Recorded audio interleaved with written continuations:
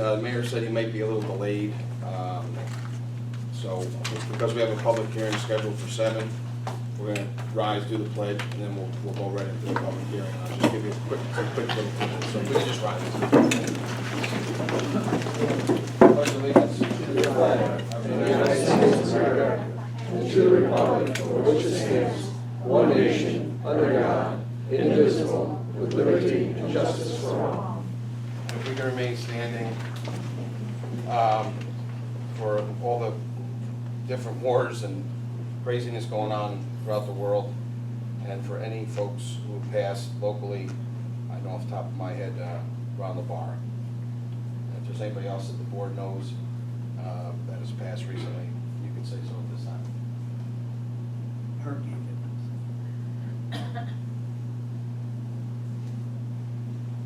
Thank you.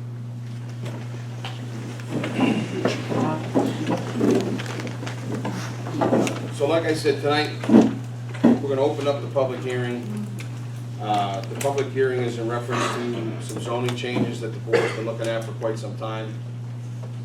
We had a workshop towards the end of September.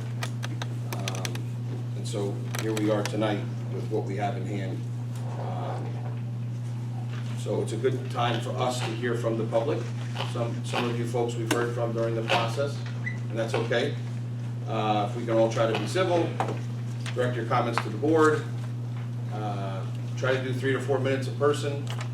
If something comes up and we want to try to have another minute, if we can fit it in, I'll try. If not, we'll probably, if the board so deemed, we'll close the public hearing.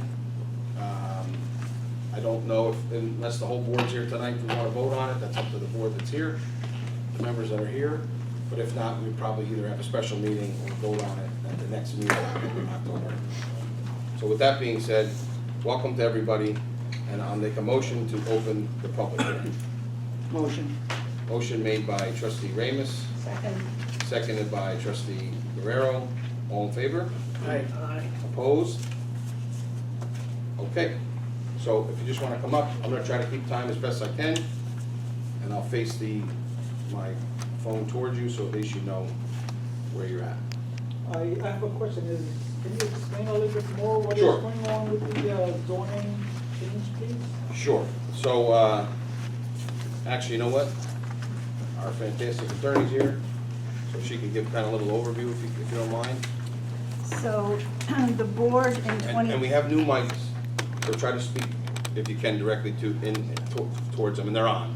Oh, they're beautiful. Well, hopefully they work. Yeah.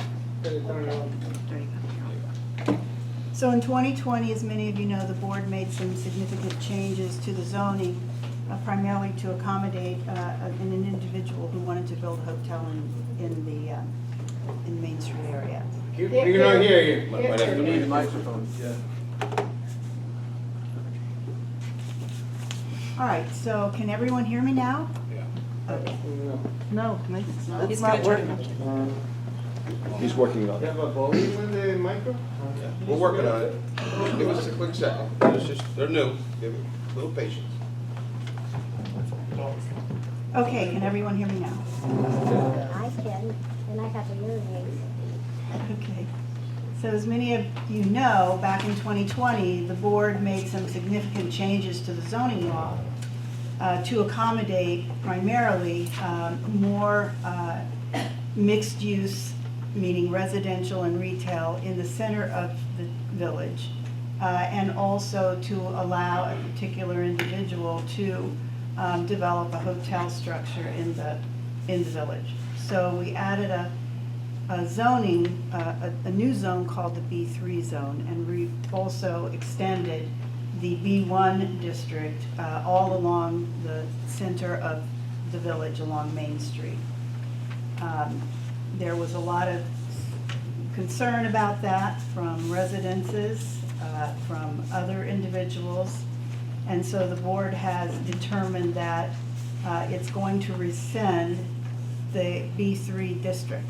So the zoning will essentially go back to what it was before, with some significant changes, however. One of those changes is height will go from, in the B1 district, will go from, and the B2 district, will go from 35, really be taken back from 60 to 70 feet, essentially, back down to 48 feet. 48 or 40? 48 feet. It was 40, and after the work session, the board decided it should be 48 feet. So that was a significant change, as well as the density, meaning how many residential units you could fit on an acre of property. It used to be you would need 2,500 square feet of lot area for each individual dwelling unit. That has been reduced to 1,250. So that was a significant change. We've also clarified some of the language so that it's understood that the number of apartments that can be put into a building that's 48 feet tall and also meets the bulk setbacks, which in the B1 district is, I think, 15 feet in the rear and 0 on side and front. Those number of apartments can be put above first floor retail. So again, that's why it's called mixed use. The retail on the first floor, the use must be 100% of the first floor, not 50%, not 10%, not 20%, but 100%. So that was something that was not clarified in the 2020 version of the law, and it's been clarified here. Let's see. The other significant change is there is a grandfathering. Okay, so if you have, for example, X number of apartments above retail now, that will be grandfathered, so that you'll get at least that many under the new zoning for a period of 10 years from the adoption of this local law. You'll still be required to meet the minimum residential floor area that's in the existing law. I think for apartments now it's 750. Okay.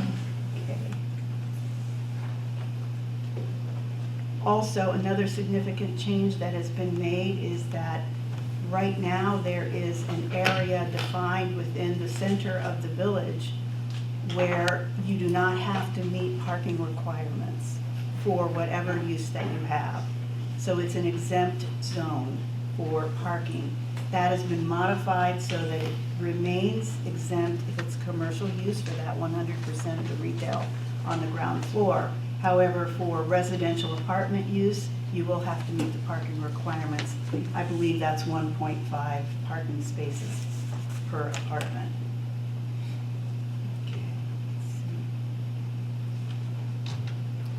Also, there's a described amendment to the zoning map that rescinds the B3 district altogether and defines and also puts some of what was changed to B1 from R3 will go back to R3. So some of the residents who lived in that area that was rezoned to B1 was very concerned, and so that's been modified and really rescinded. It'll go back to B3. You're not really giving us the specifics on what Finally, areas. Well, you'd have to look at the zoning map, but I'm sure that that can be defined. Okay. I have a quick question. Can I just finish? Yeah, There's just one more thing. So there's also an 18-month grace period, if you will, for any projects that were approved under the now existing, soon to be discontinued B3 district. So any application to develop property located in the B3 zoning district that received a negative declaration under seeker, and that would have been going through the planning board process, that is exempt from this local law for a period of 18 months. After that, if the project hasn't been started, they will no longer have that planning board approval. It will have expired, and they would have to develop under the new zoning law. So that's the exemption.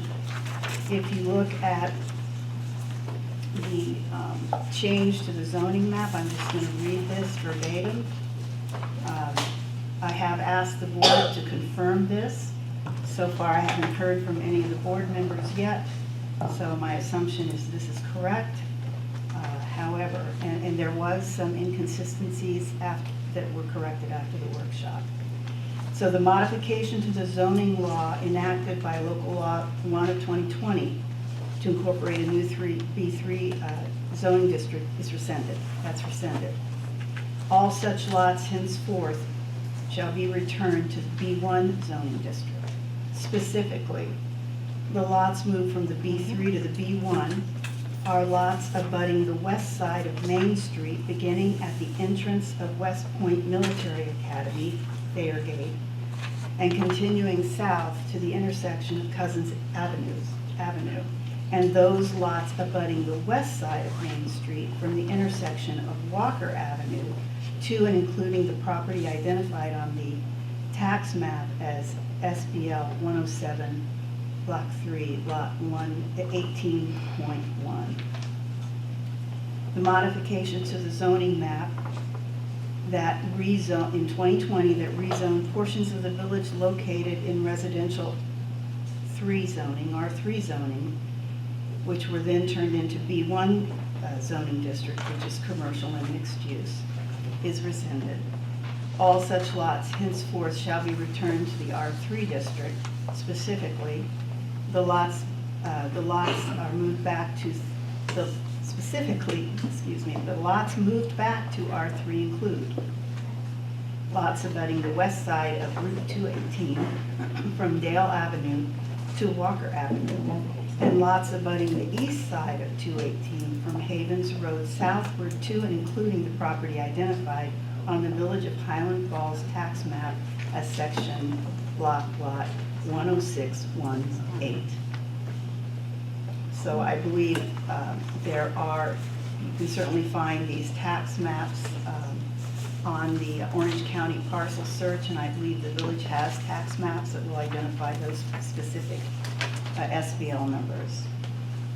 So that's a synopsis of what this local law is.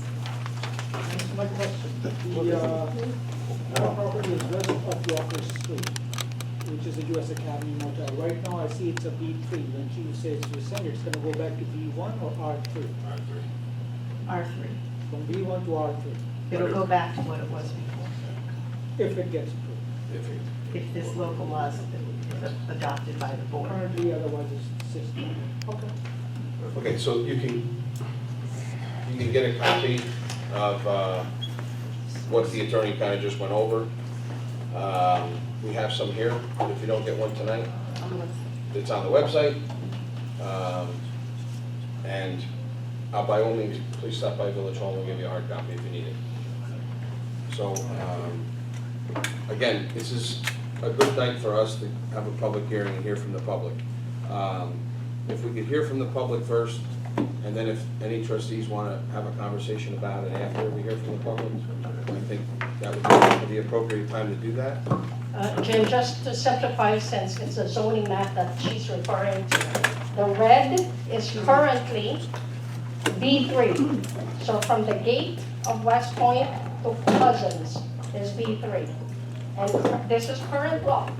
And from Cousins all the way to Walker is B1 currently. And from Walker all the way to the Mormon Church is B3.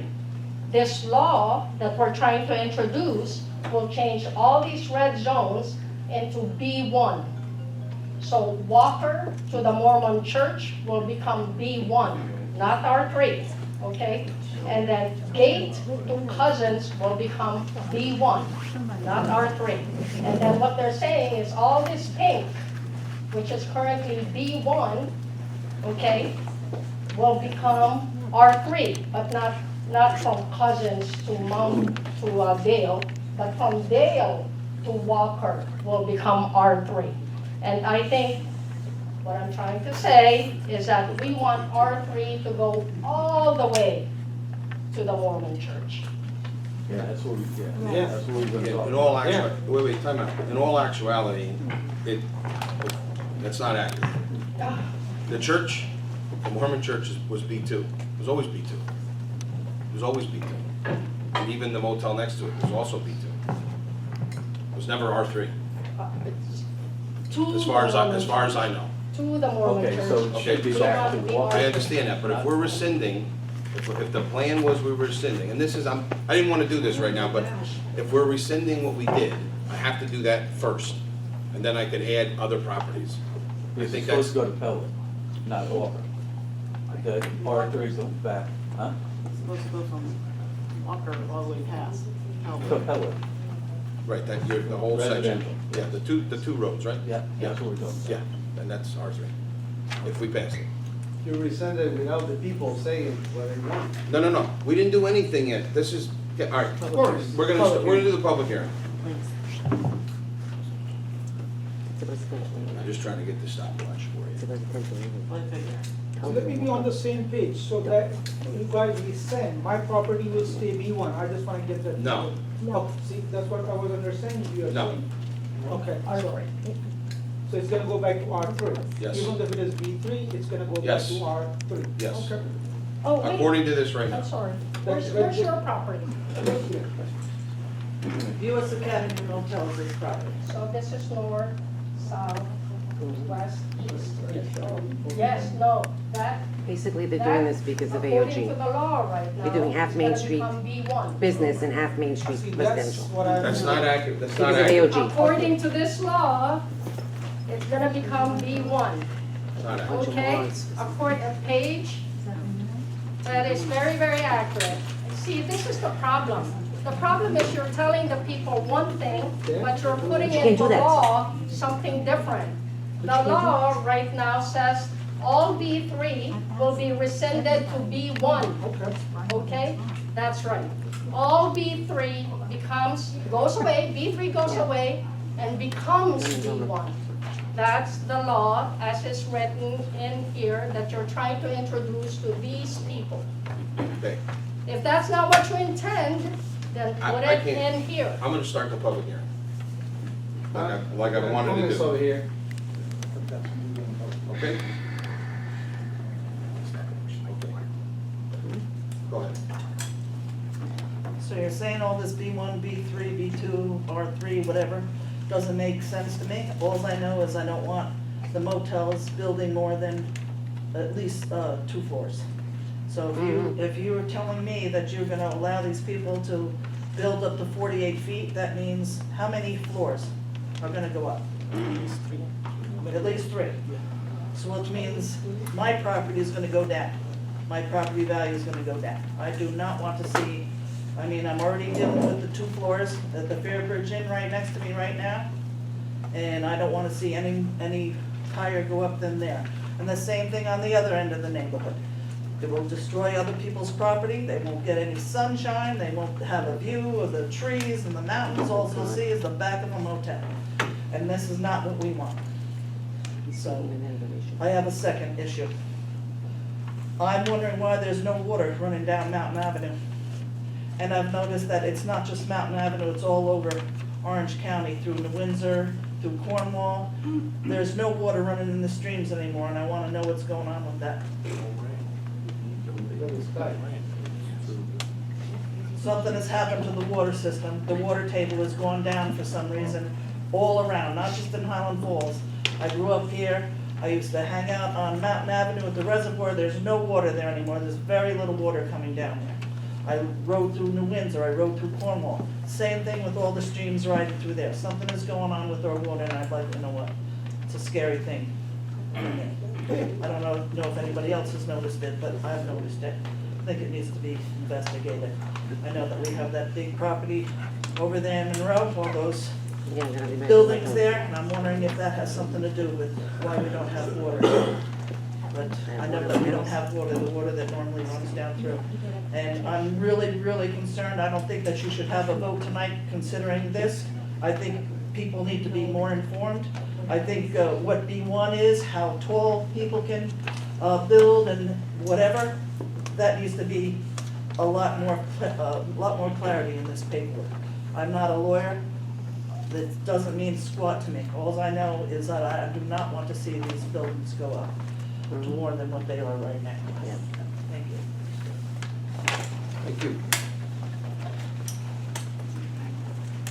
Mr., please state your name and, the street you live on. Norman Dion, Elwood Lake. We've been here Elwood Lake. for over 2 years now. All we want is everything in writing, what's gonna be changed. The residential should go all the way down to Elwood Lake Road, not just Walker. It would be better if we had this clarity on what's gonna happen, because right now it sounds like it stops at Walker. And this is what we've been fighting, is their motel. So we've given them years and years to clean it up. It's not being cleaned up. Nothing's being done. They're not taking care of it. This is how everybody in Pellwood feels.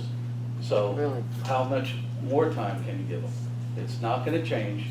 Nothing is gonna change down there. It's never done. Police were there So- again yesterday, three police cars were there yesterday. All we're saying is we want it in writing, what you guys are saying, and then we're gonna be fine with it. I don't know how that's being done, Jimmy, but, Yeah, I'll show you, it's right on page. all right. So we want to make sure that you're not voting on it tonight, because we want to go through it and find out exactly what's going on, Okay, if because we we could just- definitely don't want to see Please, that. please, just one at a time, up to the Okay. mic. Mr. Deputy Mayor, Yeah. let me just explain to the board. You can close the public hearing tonight if you decide to do that. You cannot adopt the local law because Right. seeker has not been. Correct. Speak up. Hi, my name is Casey. I live on Pellwood Lake Road.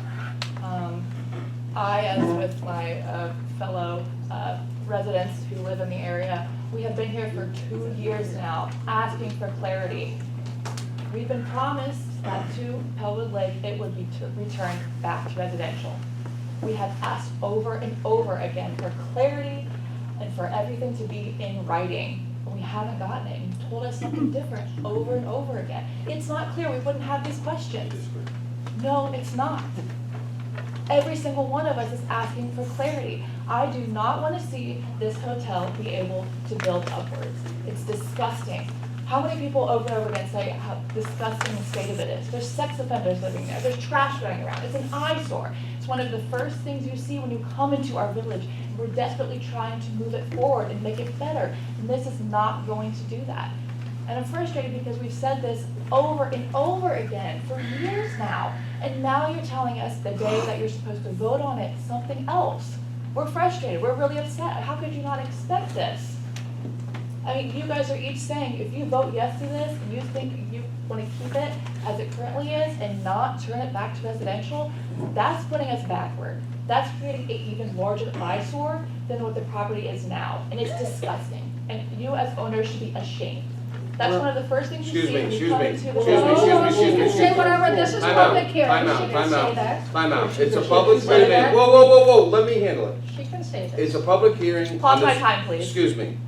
It's a public hearing based on the current zoning, okay? It's not to take shots at people, She anybody. has 3 minutes. Okay. But I have not had clarity, and I've been here how many times over and over again, asking for clarity, and I was told that it would be turned back to residential. We've all been told that it would be turned back to residential, and now today, all of a sudden, you're saying something else. We knew this was gonna happen. We knew this was gonna happen. That's why, how many times I've been up here asking for clarity, asking you to confirm that it would be turned back to residential, and now you're saying something different. That's very concerning as a board member. And you directly should be concerned, because you've been up there when I've asked for clarity, and I've asked this to return back to residential. I don't think we should vote on this today. Okay, just 2 points of order. Number one, trustee Guerrera didn't read on page 4, where it says, "The modification to the zoning map enacted by local law number 1 of 2020 to rezone portions of the village located in the R3 zoning district to B1 zoning district is rescinded." I read that. All such lots shall henceforth be returned to R3 district. Correct. Specifically, the lots moved back to R3 include lots abutting the west side of Route 218 from Dale Avenue to Walker Avenue. Correct. Yeah, Hold what on a did second. you just If say? we have to hit, It's gotta be Pellwood. It's not Howard. no, Correct, it's, Howard Lake Road. I think correct. Dale Avenue What is is where? wrong with Which road is Howard Dale Road? Avenue? Correct. You just. You know what I'm talking about. No, you don't know. Excuse me, Trustee Guerrero, can you please? Stop telling him that he knows what you're talking about. Yeah. Put it in here. You just read yourself exactly what I've been I'm saying. sorry, can you have some decorum in this room, for God's sake? Exactly what I've been saying, Jim. On the corner of, hold on one second. Pellwood is the road on the corner by the last. Behind Fairbridge, Mhm. this Or Fellwood. Fairbridge, that's what Walker we're So it saying. should say, hold on a second, so it should say, so Dale Avenue to Walker would not be, It would be Pellwood. Dale is across from my. Dale is by, what's her? The bank, my town market. You see how you don't read? Yeah, Dale Avenue's there, yeah, okay. You're telling me I don't read it. You're the one who don't read it. Excuse me, Yeah. that, he's trying to Okay. explain. No, and he's Okay. accusing Yes, me of okay, not go being ahead. able to Well, maybe he's read. trying to clarify. And I have to correct you, Mr. DeSalvo. Yeah. You're the one I who really cannot wish, read. I really wish you could have sent an email to the attorney and took care of it then. Pete, But that's okay, you wanted to make a show tonight, that's fine. Public hearing, go ahead, from the public. All right, my name is Mona Spalek. I wanted to address the three cops. You have to call the cops if you have to go to hospital. Sex offenders, there's been comments made If, on that. if, I'm gonna stop you. Yes, If we have a regular meeting tonight, right. where you can talk about, there's a section where you can talk about anything regarding Right. public comment. I We was. we because could just people- stick to the zone. I understand, but people are coming up and making. I understand that, I did stop You have to, I did stop you stop. I can't keep coming here every week. I understand that. No, we have a meeting right after this, so you can, there's a Alright. section where you can talk about anything. So I wanted to start off with this. I was in the I was one of the committee members for the zoning. And this was one of the comments that were made while we were there. This is in 2023. Good morning. Attach our comments for the upcoming meeting. This is the Pellwood Lake Association. Norm. We have one. The Pellwood Lake Association is in no way willing to accept the proposed change in zoning to make it commercial property. We fought against this years ago and don't know what the changes the board's mind. We have all lived here many years. My family has a lineage of 140 years in Holly Falls. The motel owners is only 20 plus. I've been here for 30 years. This is my daughter, she's 11. This is the same time when we moved here, and we have been dealing with this since I was this age. Pellwood Lake Association, what is it? Yeah, what is it exactly? I haven't got I live on it. Pellwood Lake Road. Norm, please. 30 plus. Association of what? There are trustees here that I understand, they've got certain association, whatever it is, but they also need to come and speak with other individuals when it's also, it's concerning them. When you guys come here, you have to speak the truth. Yes, we give them 30 years. Frankly, you don't have to give me anything. That's our business. But you guys have handcuffed us for 30 years. It's that simple. Yes. So if you talk about you have to have 140 years of lineage, my daughter needs another 100 to be able to make it in this village. I wish. Norm, please, Mr. I DeYoung, wish. Mr. DeYoung, please. That wasn't the case. Personally, I've invested in this village for the past 6-7 years. All right? And I've made beautiful changes. But if you guys are gonna handcuff us, what do you think is gonna happen? You guys are catering to AOG, you guys are catering to the fair. There's a reason. It has to make sense mathematically. If they need to put 5 stories to be able to make it, that's what they have to do.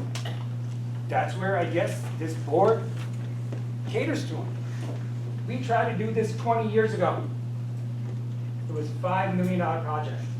It was shut down. 5 million project, 2005.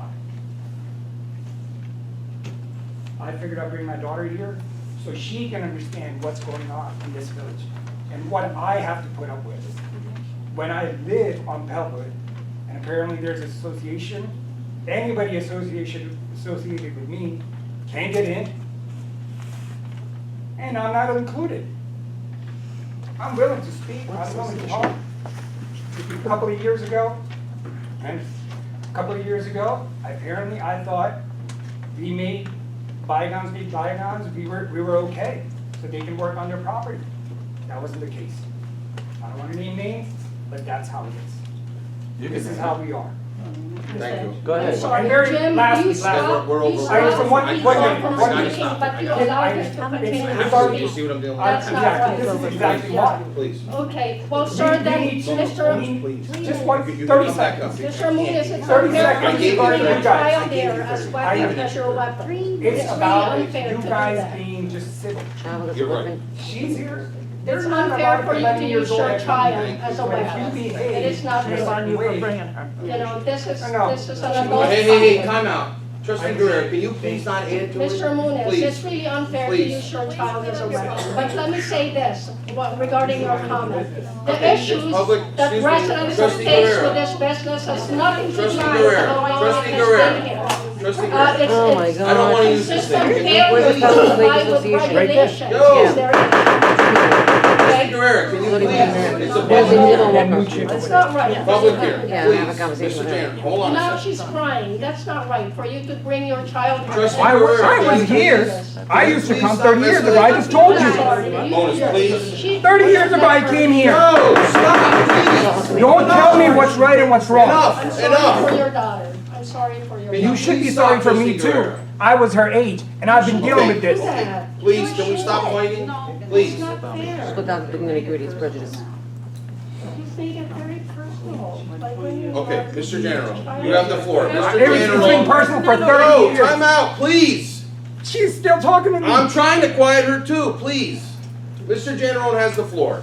I thought we straightened this out last week. I thought we did too. We are- I apologize I for know, that. but it isn't quite, we are rescinding the 2020 resolution. Correct. So the old R3 went to Elwood That's Lakes, correct. not Walker. And that's what I'm So it should be thinking. Elwood Lakes. I have the 2020 language right in front of Yeah, me. but, Do you want to hear it? No, no, I but don't. the old zoning. But the old zoning is not what we're dealing with. No, We're we're- rescinding the 2020 law, Yeah, I know. which this language does exactly. Talk to the microphone, Yeah, please. Yeah, but we all, the land went then, at the south end became B3, and that was, before that it was B2 from Elwood Lake Road down to the Mormon Church and then around the corner. So to make this right, you gotta take R3 back to what the zoning map was, back to Elwood Lake Road, and then B2 from Elwood Lake Road south and then around under the 9W is B2. That's all I'm trying to say. That's what the map showed at the time. And I think the language needs to reflect that Correct. if we are going to recreate the way the zoning was prior to the 2020 law. Now, I understand what you're saying as well. Yeah. We got an inconsistency there. So Correct. my point is, if you want to go back to the previous zoning, which we're also trying to do, make it from Yale Avenue, that's HSBC Bank, all the way down to Elwood Lake Road, Elwood Lake State South becomes B2. That's the way it was before anything started. So that's all I have to say. Thank you. Thank you, Mr. General. May I just ask the board something? Sure.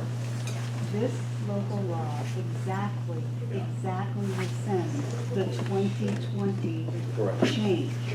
Now what I'm hearing, which is fine, I don't have a problem with it, it's not my decision, that you don't want to merely rescind the 2020 You would get the zone. zoning, you want to go back to some other map If that's what the board wants to do, all I need is that language. If it's not Walker, if it's something else, just tell me. And this board needs to agree on what that is. Okay. Okay. We could talk after we get to the All public. right. Home city people, it's like a plan to say.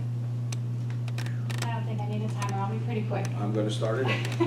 Erin Helly, I don't live in the village. I work for AOG as a consultant. I've been hired to help assess the potential with the properties that they've purchased, which is 7 properties, all within the village. Before I get into that though, I do want to say there's a lot of people calling for decorum, and I agree, but I think the decorum has to come from both sides. I think there's a lot of argumentation that's happening up here, and you guys are setting the tone for what's happening out here. So I'm asking if we can be more respectful of each other to allow everyone else to follow suit. Regarding a lot of these issues, as someone who's not a village member, I get it. I think it's awesome that you guys are advocating for individual properties. But what you need to understand is the board is here to figure out what's best for the village as a whole. And a lot of what you guys are hoping for, things to be cleaned up, things to be improved, property values to go up, will happen if we are allowed to bring some people in that can develop. That's what's going to bring the property values up. Furthermore, there are so many tenants in this town that have no jobs. They can't pay their rent because they don't have a job. And we have so many open restaurants, open retail spaces that have been vacant since I moved here over a year ago. And we need to bring people in that will open those restaurants and give the people a better life. And in order to do that, we have to change the law, because the way the law is written, no one can come in here and develop. And frankly, at the 1250, it doesn't really make a lot of sense. I love what you guys are doing, and I think we have made progress, but I just want to put out there that the 1250 number logically just really doesn't make a whole lot of sense. If you look at the Shades restaurant, for example, everybody knows Shades. 4,200 square foot lot, that would allow you to build 3 apartments. If you're allowed to build 4 floors above the restaurant, that would be 1 apartment per floor, which would be a big apartment, right? There's no way that that apartment could make enough money to justify the cost to build it. So I do think that number has to go down if you do want people to come in here and develop. I think it's just a basic return on investment. Can I ask a quick question of you? Yeah. How many apartments are in the building now? And Shades, Yeah. 4. Per floor? No, 4 4 total. total.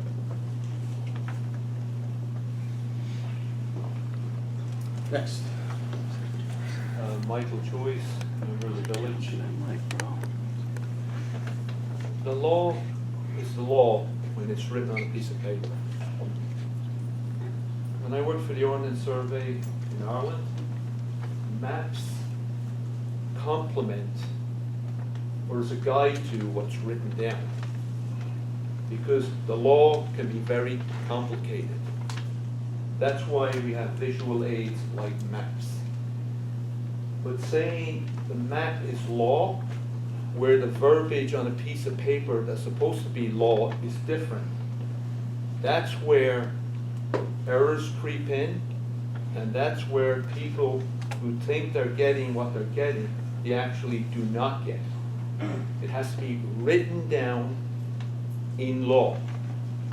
A map is a visual aid to help you understand what's written in the law. Thank you. Thank you.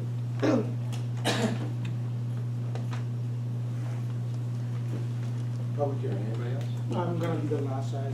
If there's anyone else, please go, I'll go last.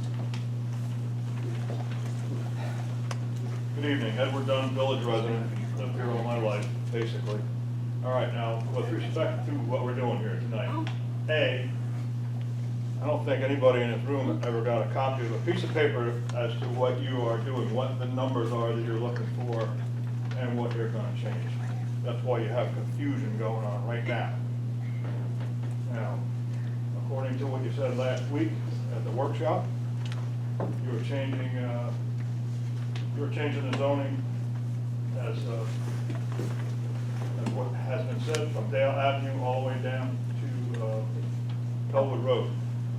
back to R3, which means that the motel would be a non-conforming use, which it has been for whatever, how many years, since Joe Tobias built it. And from Bellwood Road, around the corner, the motel and the church, and the business next to it, it's gonna be B2. All right, so we got that set. You understand what we're saying now? Yep. Okay. Okay, yes, All put right, it on now. paper. To another point. Now, I don't know what you came up with a minimum apartment size. I thought you were knocking around 600 square feet. Then you're going 1.5 parking spaces per unit. So if you have a 2-bedroom unit, then you still only have 1.5 parking spaces.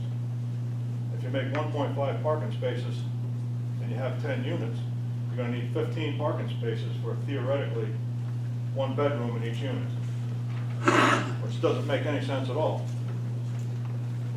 So if you make 1 parking space per bedroom, that makes more logical sense. Because you figure it's more that you're gonna have to be a family and it's gonna be more than 1 person that drives. In other words, you're not cutting your zoning down, you're not cutting the amount of people that are living in a building down, or the apartment size down. That's why we went with that 600 square foot minimum. Once you build up the 2-bedroom, you would run with 2 parking spaces. The parking actually limits the amount of property that you can build, or the size of the apartment that you can build on a property. So this controls your density. But once you do 1.5 parking spaces per bedroom, per unit, it screws everything up. If you can only put up 10 units, that means you need 15 parking spaces. If you don't have, if you're building only a 600 square foot apartment, why do you need 15 parking spaces? It doesn't make any sense. So anyway, what I would like to see, I mean, you call the meeting here, but nobody's got a piece of paper that says what you're doing. I don't have a piece of paper that says anything on it. I don't think anybody here does. So with respect, all due respect, this meeting is useless because nobody can get up here and actually make a statement about what's going on. All right, you got a zoning map up there, I took a picture of it. So it gives you some colors and tells you what the zoning is, but it really doesn't tell you much more than that. And it's an old zoning map. It's not what you're proposing. No, that's the one that's going away, sir. It's going away, and why is it up there? Why aren't you showing the map So that you you're can see what it proposing? is now. Because we don't know, if we don't pass it, it doesn't change. But when you show what you're proposing. You're not getting my point. I am getting your If you point. don't It doesn't show make any something sense that that you wanna you're change, providing then you're not gonna measures. change anything. You're showing the same old crap, and nobody's gonna understand it. This is the point I'm making. So, I mean, I've been involved with this There's stuff. I copies know in the what's back, going though. on. There's copies in the back, and it is on the website, just so you have it. Mr. Jones, before you go, Unbelievable. thanks for your comments. Wait a minute, we still got some time. Do you Oh, want to continue with anything? Know what I have to say. I really don't wanna continue with anything, you know, I'm just about ready to leave because this is the frickin' zoo. Mr. Dunn, I appreciate your comments. All right. I just have one quick question, because you brought up the price, Yeah. which makes a lot of sense. So are you saying 1 per bedroom or just 2 max? In other words, if we had a 4-bedroom apartment, would Because they he's have both to of have 4 us. parking spaces? Or just 2? It's just a question. I would put a maximum on that, because if you've got a 4-bedroom apartment, you're not usually talking about 4 adults living there or using cars. So 2, right? 2 vehicles per spaces. unit might be good. Perfect. As a Let him say maximum, something. for a minimum of 1. You know what's Okay, going on? I got it. Did not Thank come you to my so daughter much. ever So again. multiple bedrooms should constitute 2, maybe something we could, I guess, do like that. Something you can work out, Okay, with respect to the map. yes. I mean, you should have a new map up there right now to show people what your proposal was, as of last week, Monday. That's when you had your workshop. And when you talked about making a new map, you were gonna draw it out then. And something was supposed to go to Elise, and she was gonna type it all up, and get it all squared away. But, where is it? Thank you. You got it. Thank you. Okay. What he's talking about, square footage of the property, depends how many units you can use. You should be discussing also what the minimum requirements are for a 1-bedroom or 2-bedroom that makes a huge difference as well, especially when it comes to density. And as far as the AOG is concerned, I don't see anybody else standing up here willing to pour money into this community, which had a board for the last 30 years that's destroyed it. Wake up, people.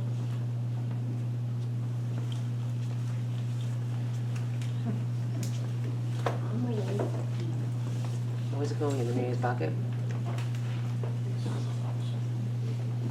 Where is he? Yeah. Did they off? Ma'am, can you just state your name for us real quick, so we have for the minutes? Cat. Seriously? Yes, serious. Can we just follow the, whatever type of outline rules we have? Catherine. Thank you. Catherine and village resident.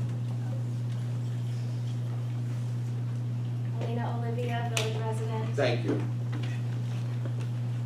Let me just start this clock for you. We're doing pretty good so far here. I just want to comment on the square footage. I feel like that's the sort of the number that keeps getting not definitive.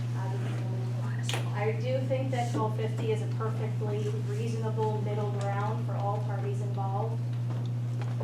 And I want to say in the nicest way possible that truly anything less than that, we're going to be attracting a different demographic.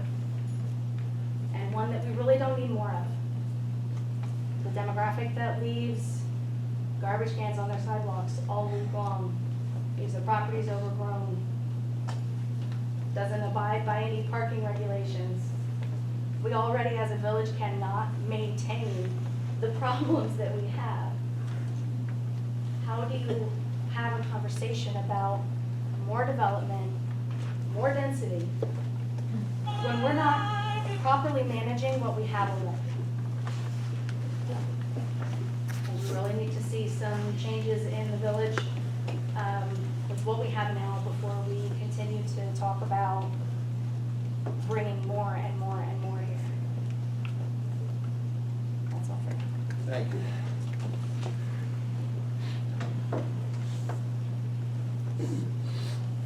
So we're going to. Kamil Malik, US Academy Motel. Well, seems like that we have, our property has brought all this thing in, this mess, in really badly. My father was alive and I and he worked together on the project back, and we wanted to make a better place. And we used to, right now you have small dump and then you will have a bigger dump. Right now you have a $500,000 dump, and then you will have a Holiday Inn Express that's gonna be a $5 million dump. So we can understand the mentality, what we have around. But he passed, at least he thought that, even though he was not at that time trying for a B3 zoning anymore, I believe when this thing happened with their project, they changed the zoning for that, as they should have, because we were non-conforming use, and there are business properties right along that area. Now you guys are talking about changing it back to R3. Always remember, if you are going to restrict something where you would have to go to the zoning board all the time for any kind of thing that you need to do, we will always have a dump. There is no way that we would be able to freely put money into the property. So my suggestion is that if there is anyone who wants their property changed to something else, do the spot zoning change for them. As far as my property, which is at B3, leave it alone, the way it is at this time. So that's where I will be at, and see what happens.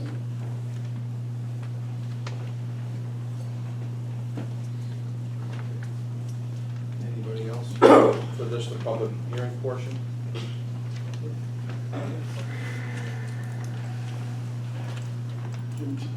Jim Tilo, the young lady that just said that 1,250 is the right number. With all due respect, Mr. Hilo, just make sure we just direct it to you. with all due respect, it's not the case. Mr. Dunn and Mr. Smith clearly explained last week that it has nothing to do with square foot per unit. It has everything to do with number of parking spaces per unit. So, totally disagree. I hope that you you have the ability to put the facts in front of you and clearly understand or get others to explain it to you like an architect or an engineer. So square foot per unit has nothing to do with anything, it shouldn't be considered.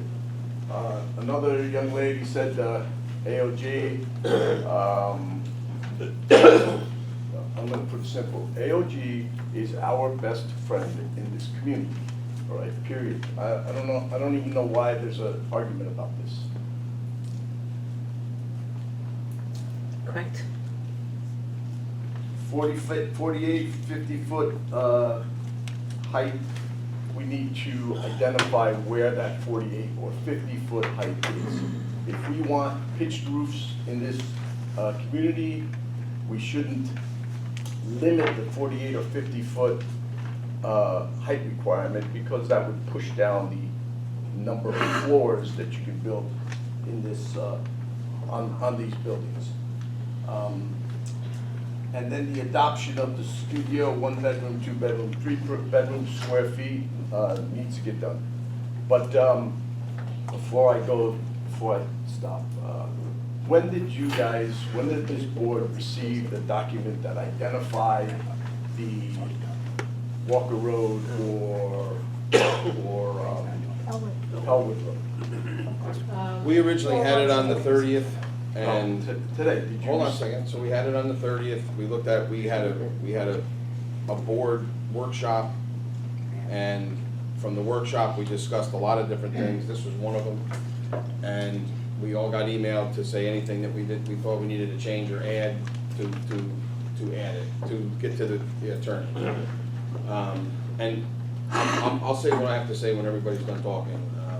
But we've had it for at least a week and a half, 2 weeks. No, 4 months, come on. This latest document, when did you receive the latest document that was delivered? A week? No, longer than that, longer, a few weeks.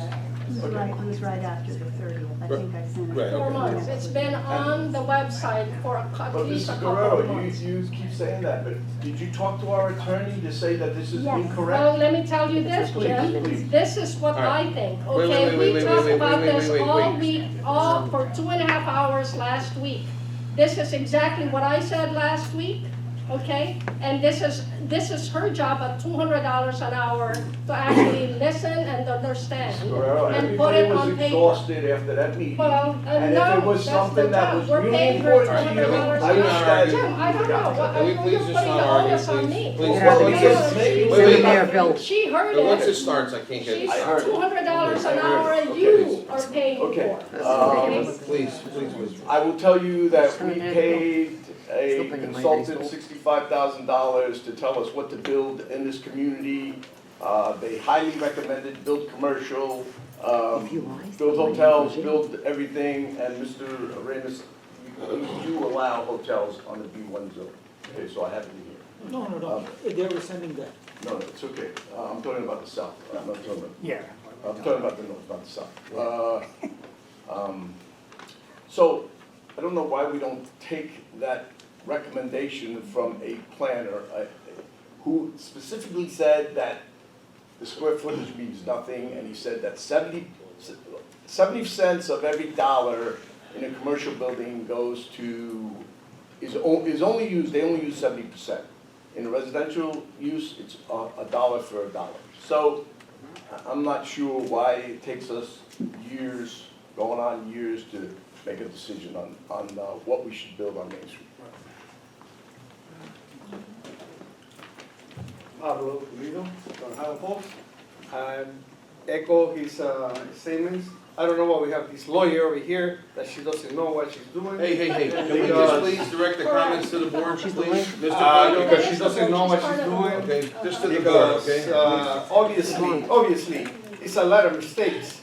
No respect for us, because we elect you and her. But yet, she does whatever she wants, and you guys don't care what the reality is. Therefore, you guys are going under somebody that doesn't know what she's doing. Pablo, you didn't elect her, Any- she was picked by the mayor. Oh, well, Oh, better yet. exactly. Even Where better. is the mayor right now? Oh, he's sick. I'm not. These are I'm not his- these are the problems that we have. Every single time that the potato gets hot, Can you not he yell? doesn't Can calm you not down. yell? Can Oh, not you yell? don't need a microphone? No, I just Oh, no. need you to yell. But you know, hey, every time Microphone that is the potatoes get hot, he doesn't show up. Is it a coincidence? Everybody should know. All right? This is bull crap. Thanks for your language. I just need to make a request, if we can keep the public comment open I'm for gonna say a few month. words whenever we're done. Okay. I just needed it open for a month so we can submit written comments. All right, thank you. Anybody else for the public hearing?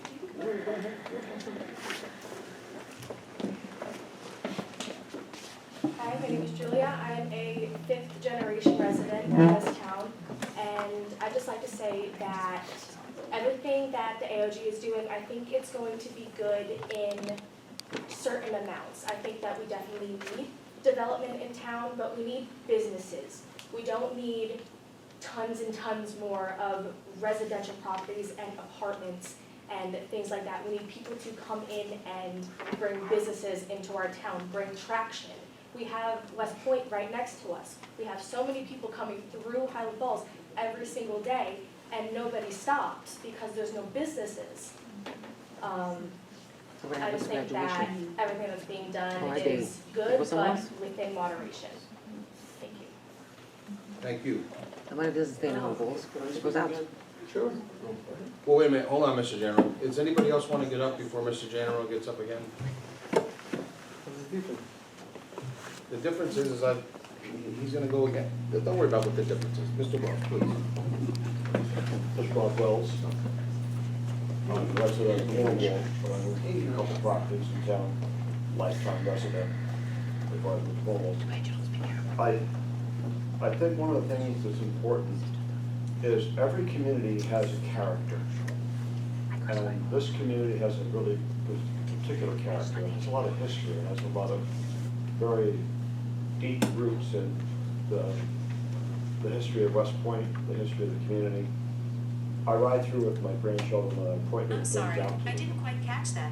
Could you please say that again? You can't understand. This might be a good time to silence yourself. I silenced the phone before I got up here. Speak up, please. You might have to move a little closer to the mic. So, you know, I ride through and I point out Benny Hagan's and a little story about my mother doing a little wild dance when she was a teenager there, and her father seeing her through the window and yelling at her and sending her to walk up Mountain Avenue to home. And they didn't have college when my sister graduated. That's now part of West Point. And Buttermilk Falls, take it down and let them see where the residents and the magnificent waterfall that goes over there, that we used to be called Buttermilk Falls. There are deep sentiments in this town that I think we all grew up with, that are longtime residents. And then I look at the pictures of AOG presented it, and you know, they're beautiful. I think there's a lot of logic that goes into it, but it looks more like Nyack than Highland Falls. And Nyack, I drive down there, and it doesn't have the life-affirming quality that the town that I grew up in had. But we had things like we had a Shorter Shoe Shop. We had, you know, Ben Rose's is still, the Hoffman's is still there. Where the library is, it was a movie house. So there were commercial properties that were supported by the community, and they thrived. But we live in a different time. We live in a time of Amazon. The goods are delivered. You can even order your groceries online now, and they'll deliver them. But I think the challenge is the board is struggling with these ideas of what works and what doesn't work. But the advisors that you had, some of the things that, when I attended the AOG meeting at the high school, they talked about the taxes coming in and how many thousands of dollars would come in for each property. But then I did the math, and when the school board was here and they talked about a $43 million school budget, and I did the math of the number of properties, And it turned out to be, it used to be $14,000 to educate a child in Cornwall 10 years ago. I was part of the school board. Now it's $43,000 a year in Highland Falls. So where does that $43,000 come from?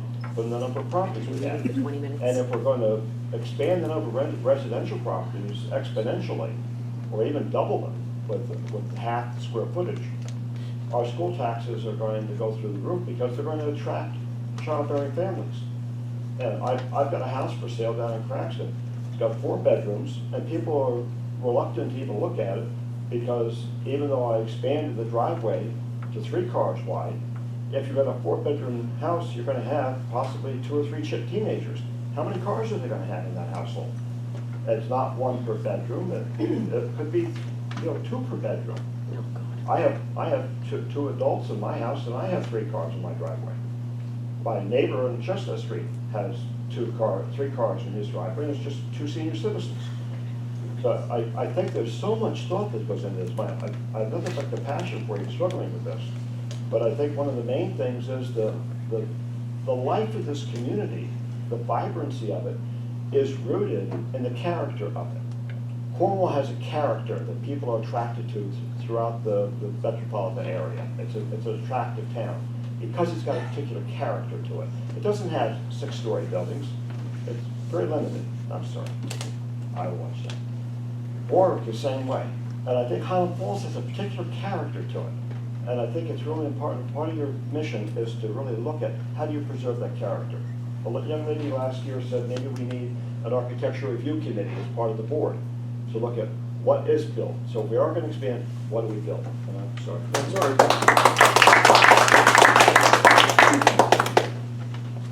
Anybody else who hasn't spoken? Mr. Dan? Oh, Mr. Scott? Okay. Hold on one second, Mr. Dan. We'll get you.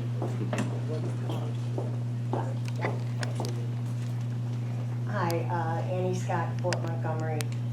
The demographics of the town of Highlands as a whole can't be compared to communities like Nyack or Cornwall or New Windsor. The taxes are on the backs of the people who live here. When you put in retail stores in any little community, go to Saratoga, go to places anywhere around us, there's always apartments above the retail stores. Generally, it's for the people who own them or just for people to rent them. But to compare us to communities around us, it doesn't fit. We don't fit the map of any other place, maybe up in way rural New York, but not around here, not 50 miles from New York City. Change is hard for people to swallow, but we need change. We need to embrace people who care about our community, whether they're old or new. The character of the town was built by the people who live here. You're right, completely right. But it doesn't mean that new people can't bring something with them. And I think that we have shut the door on every single avenue we've had going forward. We need to open that door wide. Thank you so much. In the door. All right. Finally. Okay, Mr. Dan. Thank you. Thank you for your patience. We're talking really about how many apartments you can have and why we should have all of these apartments, which if we follow the AOG proposals, you're going to have a lot of apartments as they showed. That, therein lies the problem. We are, I've heard this community referred to as a sleepy mountain village. It is. It's unique in what it is. And the vast majority of the people don't live on Main Street. They don't shop there particularly much. They aren't looking for businesses there. They want to have a sleepy, quiet, safe, wonderful little village. And Main Street, well, it is Main Street. But if we keep talking about having all of these apartments above businesses on Main Street, what you're going to have is a lot of empty spaces on the first floor because there's still no businesses unless somebody can come up with some good businesses to bring in here, which would be wonderful. But what I'm hearing is that oh, the builders, the developers, they need all of these apartments to make a profit. Well, this is a business district, not a residential district. And, let me say this right. We're hearing AOG needs to have all of these apartments so they can invest in this. But wait a minute, AOG raised $170 million to renovate Nike Stadium right up within walking distance of here. Yet they need to flood us with apartments in order to make their business, their properties work. That, to me is a disconnect. If they have this much money and they can raise that much money, they can do wonderful things for us without destroying our village. Jim, I want What to he say said. another, it's only going to take a minute. Yeah, well, it's because nobody's said. Hold on, Mr. Joyce. Oh, sorry. Sharon wants to. Then we'll have Sharon, Mr. Joyce, if there's nobody else, we'll. So I got up earlier, I'm sorry, Sharon, guy. It's okay, we got you. I got up earlier saying that I didn't understand what's going on with all this verbiage that you have in this piece of paper that I just received this evening. I would like to see something in writing about the different zones and what each zone is, consists of as far as the specifics, what can be built. And, I'd like to see a map, like somebody else mentioned. We have a map up there right now, so there should be some kind of map saying before, and then a map picture of what it's gonna look like afterwards. And then if you have a list of what the zones are and all the regulations for each zone, so people can see exactly what's going on and they can decide, what's good for the village and what's good for their property as well. I'm all for, the village of Highland Falls prospering. I grew up in this town and I really do want to see it prosper, but I definitely want to see the sunshine in the morning and I want to see the birds flying in the trees. I don't want to see the back of the motel. So this is a good suggestion that I think, that you could put it very basic. You don't have to put it in the legal verbiage, that people can understand. And that would be very helpful. And then let the people decide what's good, and then you vote on it then. But I don't think any kind of voting should be going on tonight anymore. Thank you. Sharon, just real quick, so. Oh, I'm sorry, no, I got two more things to say. Jim said that, we need to see how tall the buildings are. I think someone had suggested to me once before about a balloon going up, so you could see how high those buildings are gonna be. And then the second concern is that you had mentioned something about a 10-year period, that something was gonna be for 10 years straight. I don't think anything should be for 10 years straight. I don't think you should vote on something and then have it still be in effect 10 years from now. I think that's crazy. I think that everything should be able to voted on immediately if there's has to be a change. So no 10-year nothing. I don't wanna see any kind of 10-year contract for anything. So Sharon, real quick, I want to compound on what you said. What I'll try to do for you. Jim, can we do it at the end? Because I kind of asked Trustee Guerrero if we can wait till the end of the public hearing, please. Okay. I'm good? Please. Thank you. Thank you. I have, Mr. Tebow, I got Mr. Joyce first, then you can go right after him, and then at some point I gotta try to wrap it up, because we do have a full agenda. When I mean wrap it up, I just mean this portion of the public hearing. Go ahead, Mr. Joyce. Thank you. So when we talk about the character of this village, 1 minute, sir. thank you. All I can say is just walk down Main Street. And if you talk about being safe in our society, now because of Influx. the woes of unemployment or whatever it is, you have people robbing the food pantry. So if you want to talk about safety, if you want to talk about safety in the village, the only way to countermand that is to improve where you're living.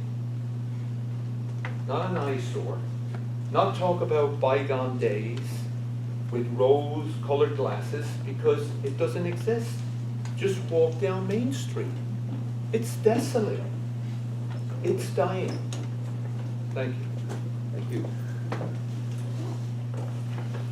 Mr. Rose?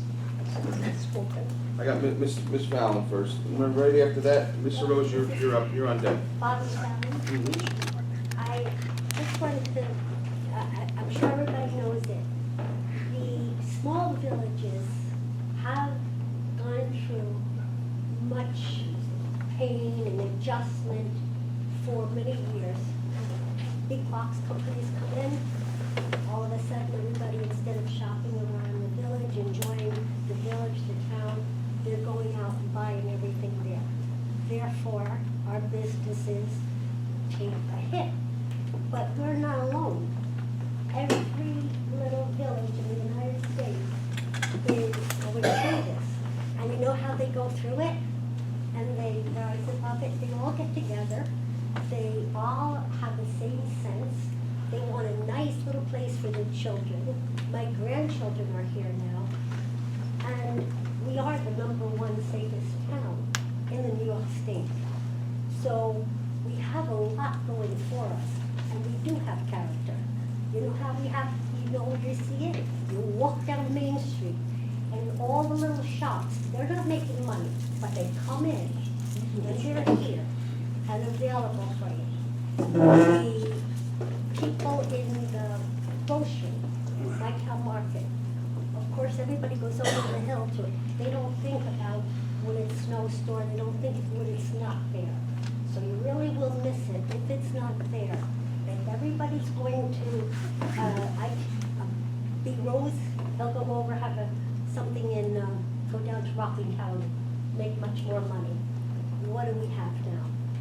We have to appreciate what we have. We've got more blessings in this village than we can count altogether.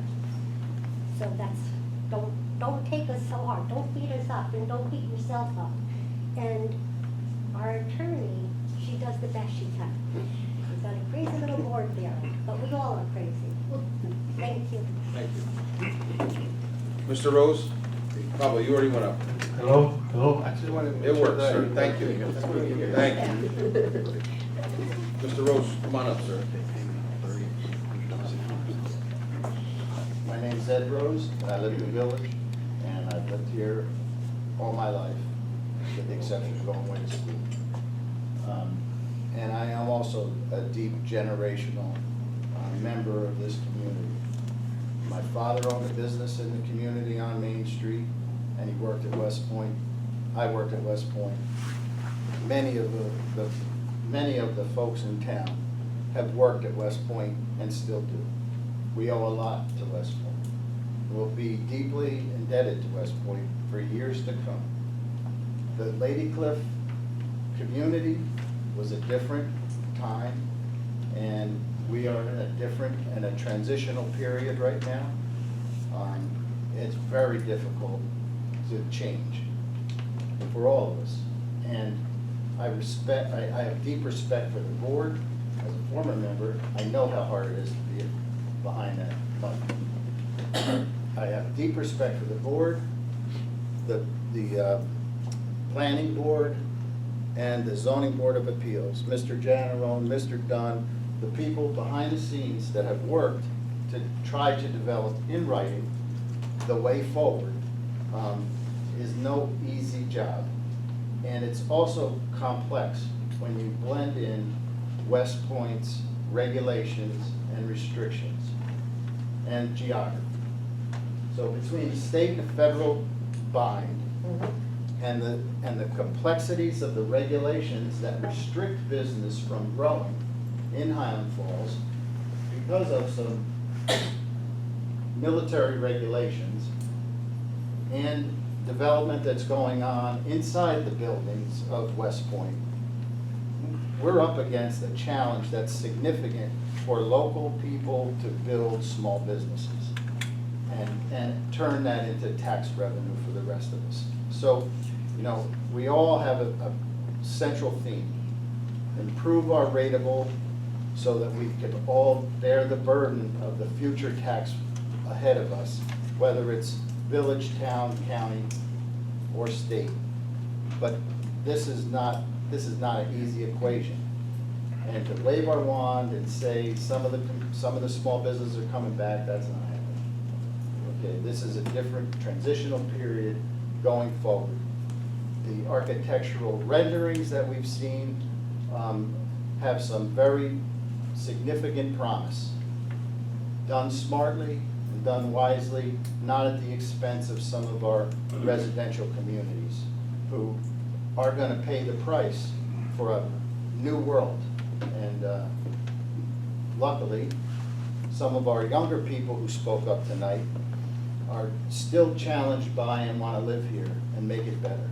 Some of us are at the other end of that spectrum, and we just want to leave a better place. So, you know, I thank you again for doing what you're doing right now, trying not to beat up and paint a pessimistic picture here, but it's not as dismal as it seems. The businesses that were closed on Main Street that AOG is interested in and has now purchased didn't close because there wasn't any business. They had business, they had customers.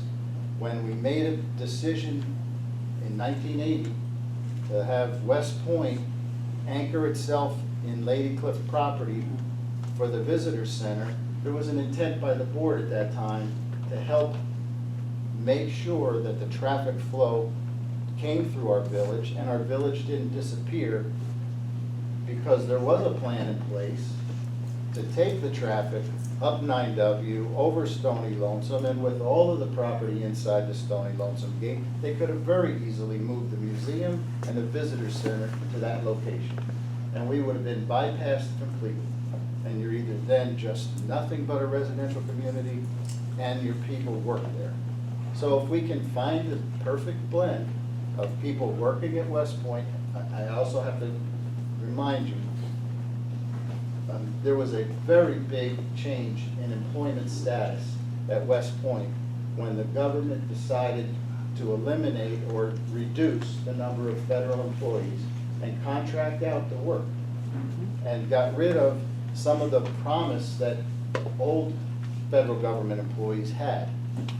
So now we have rotating contractors who come in to do quick fix jobs or some long-term jobs, but their commitment to the community is certainly different than those people who lived here in the 1940s and up through the 1990s, when we saw that whole shift of contract effort. So, you know, thanks again for what you do. I don't think it's an easy fix. Tomorrow, an architectural review board, I'll just give one quick anecdote. My son lives in a community where they have an architectural review board. After developing or improving his house, the review board came over at the point that he was looking for his final CO, explained to him that he didn't use the right plants in the front yard from the plan that he had presented. So they had to change those plants that day to get his CO. So his arborvitaes became boxwoods, which in 24 hours went back after the CO to arborvitaes. So architectural review boards will cause you many, many headaches. But we had a planning board that helped develop some pretty good plans, and we should pay attention to them. So thank you for spending my time. No, that's all right, thank you.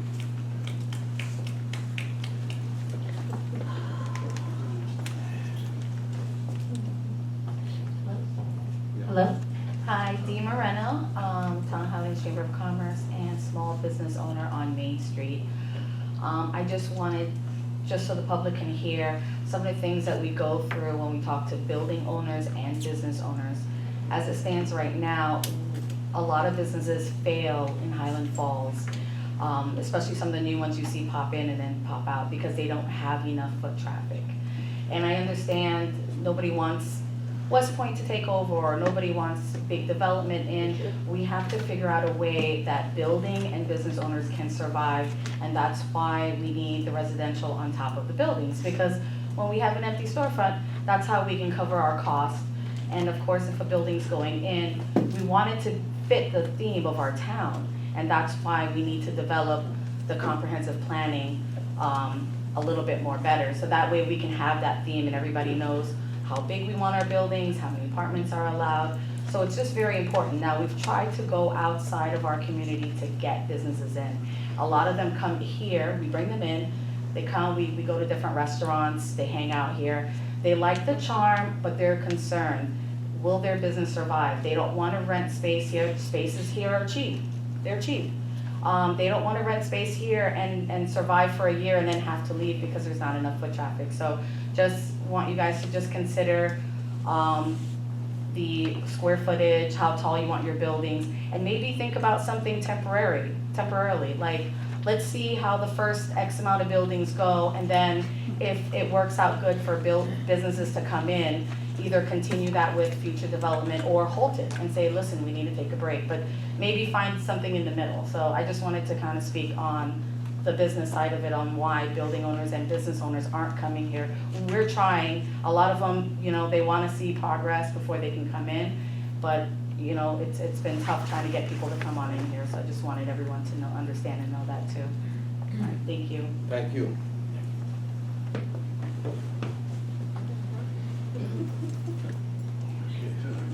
Oh, Mr. Tilo, okay, 1 minute. Jim Kilo, Mountain Avenue. Concept of residential above commercial happens in every small community throughout this country. This is we didn't create this is not new, this is standard practice.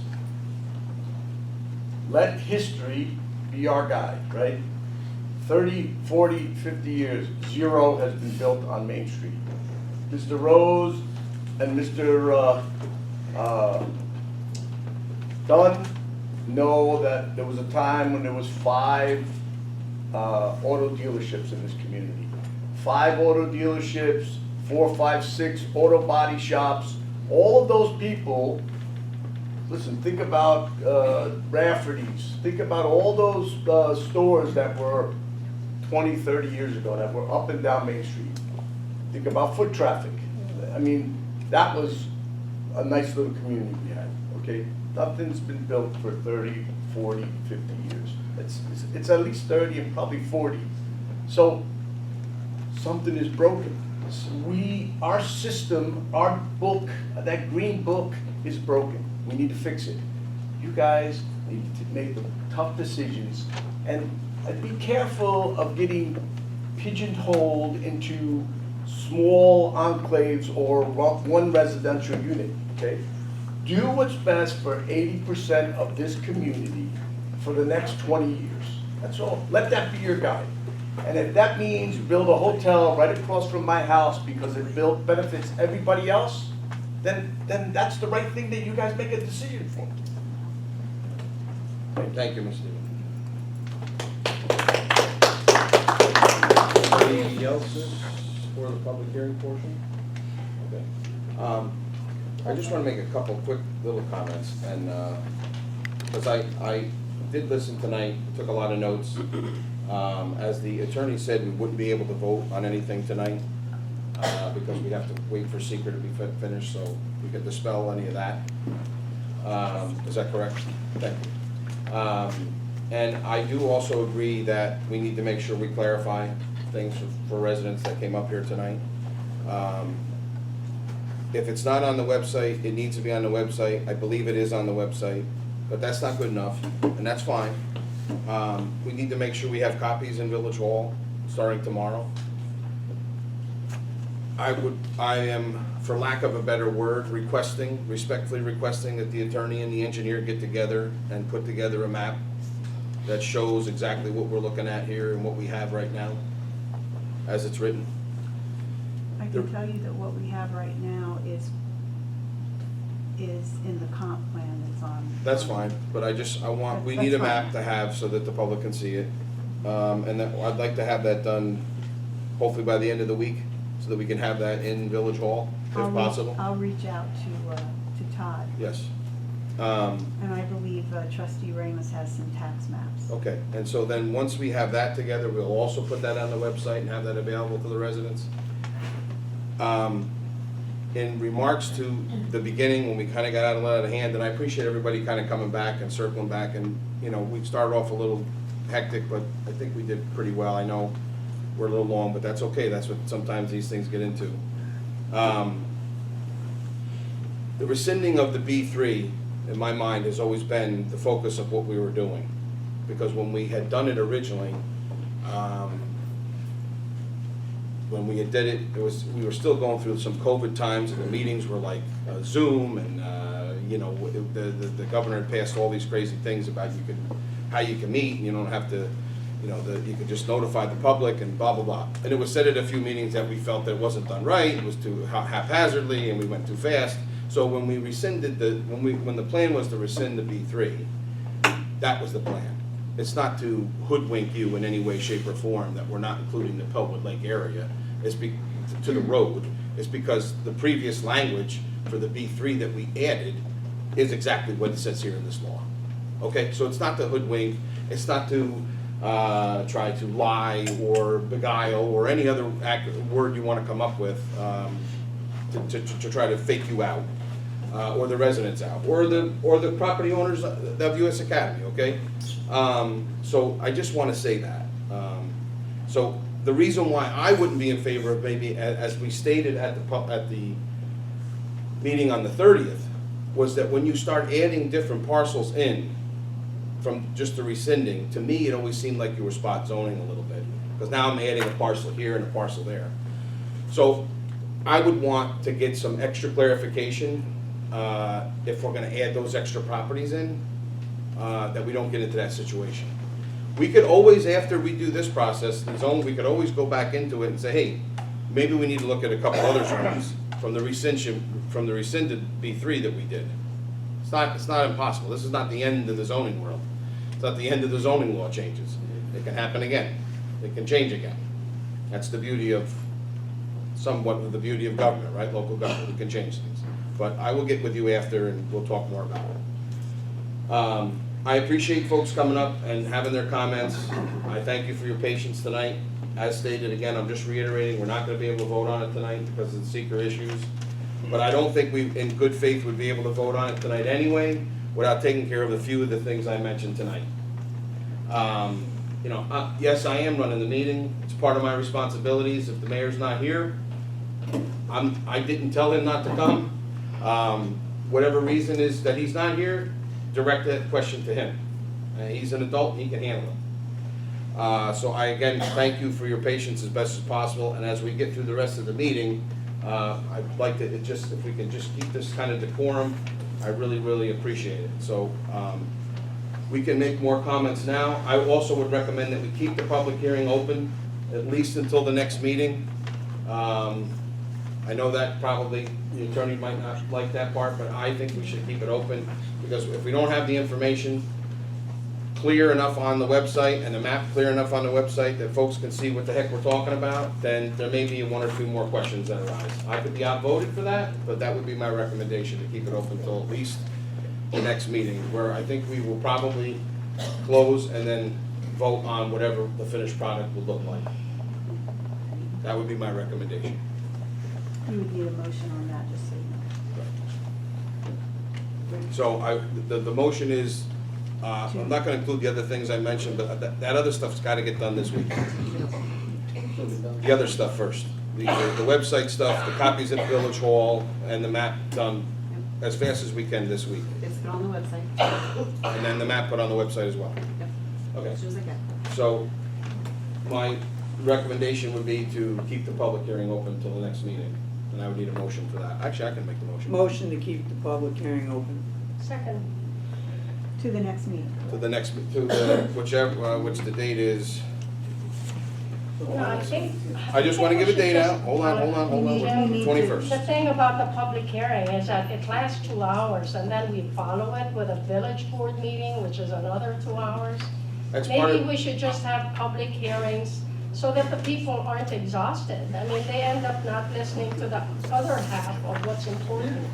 It should just be public hearing Well, or village board. I understand that, but I also have folks coming up here yelling at me that we can get, I wanna make sure we have time to get the information out so people can see it.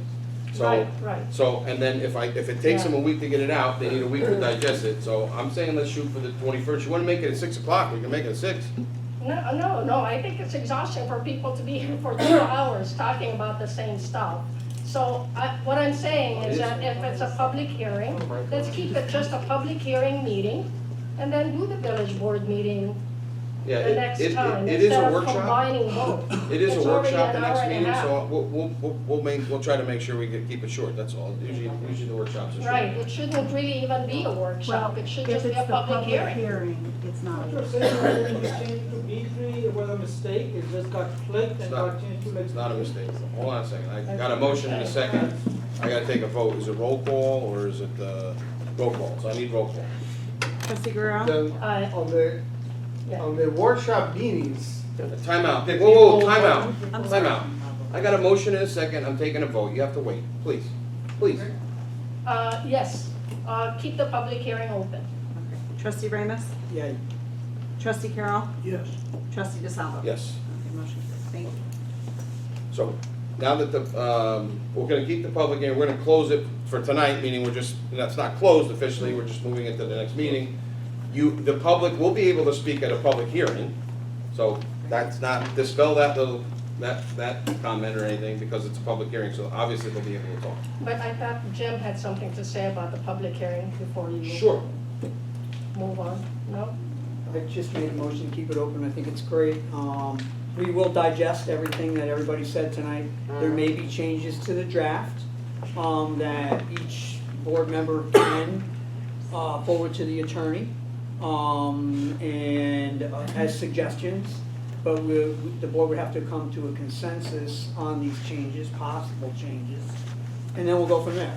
And then one other thing that I'm gonna try to do, in the code book, there is a pretty simple table, Sharon, that shows the residential ones, heights, setbacks, et cetera, et cetera.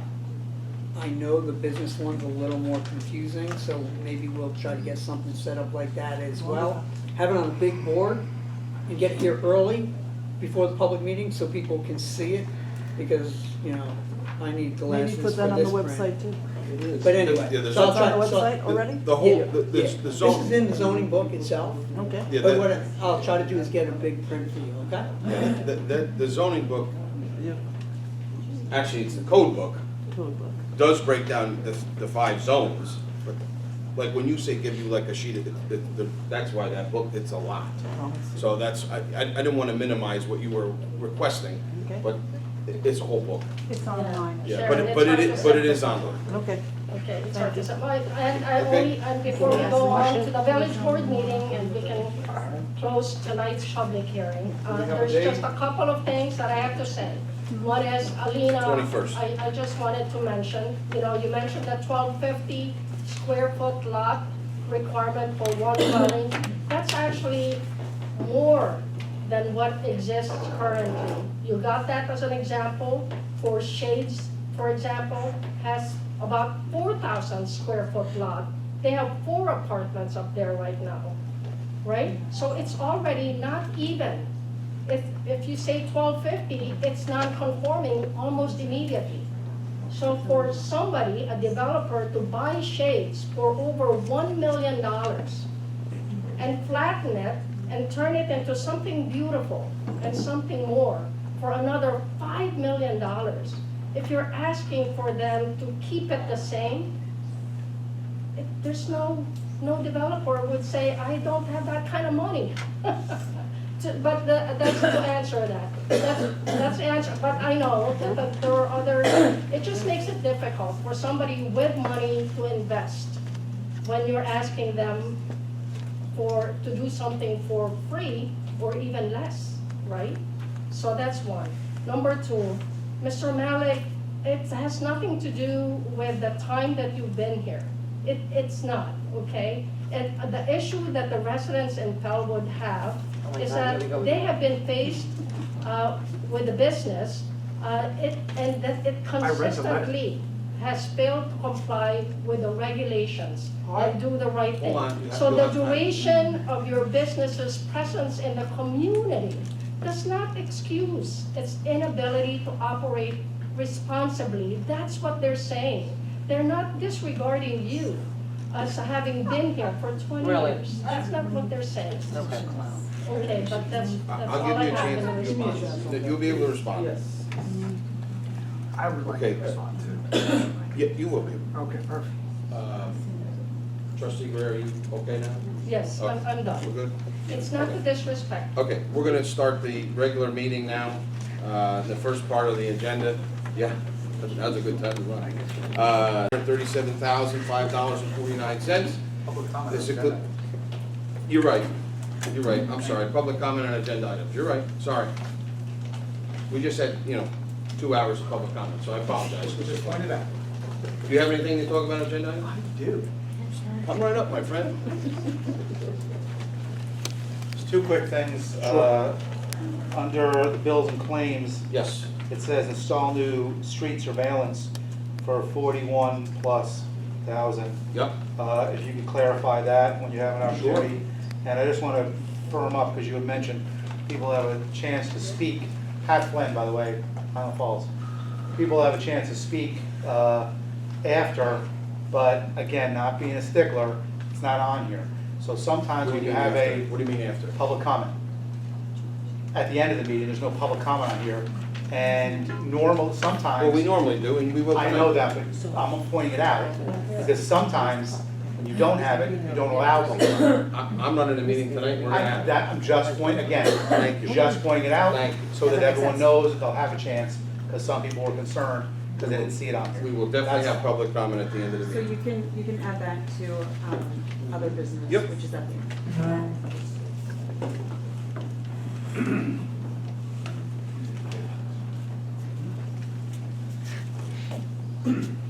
Catherine DeGaia, Highland Falls. You want to approve VRA to take over sewer department. They've already taken over the water department. So I want to ask, how is it fiscally responsible that you had the opportunity to consolidate this with the town and you would have gotten money, but instead you're privatizing and we're paying money?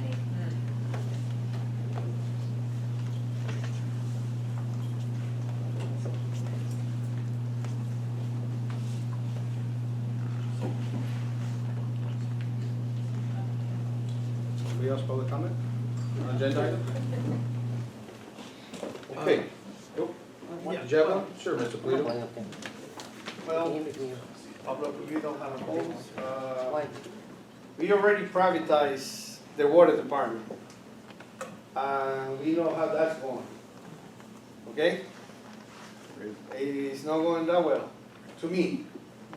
I've been working over there for the last 4 years. My water was better when I was there. Because, you know why? Because I drink the water. And my kids drink the water. And my grandkids with the water. The people that are running those places, they are from another town. They don't care how the water is. I do. Now, with the sewer department, it's going to be the same. And the only problem over here is that the cost for the sewer department is going to go up. Well, if nobody cares, let it go. But these two companies, the water and the sewer, are together. What a coincidence. Nobody ever asked for another bed. Nobody asked who else can run it. Nobody else did nothing. Because coincidentally, it works for somebody. Okay? To me, it's kind of bringing my attention. I used to make $28 running the the water department. You know how much the guys are making now? Between $150 and $175 an hour. And I was doing the same thing. Putting the water that my grandkids drink and myself drink. But if this is good for Highland Falls, let it be. It's up to you guys to decide what is better.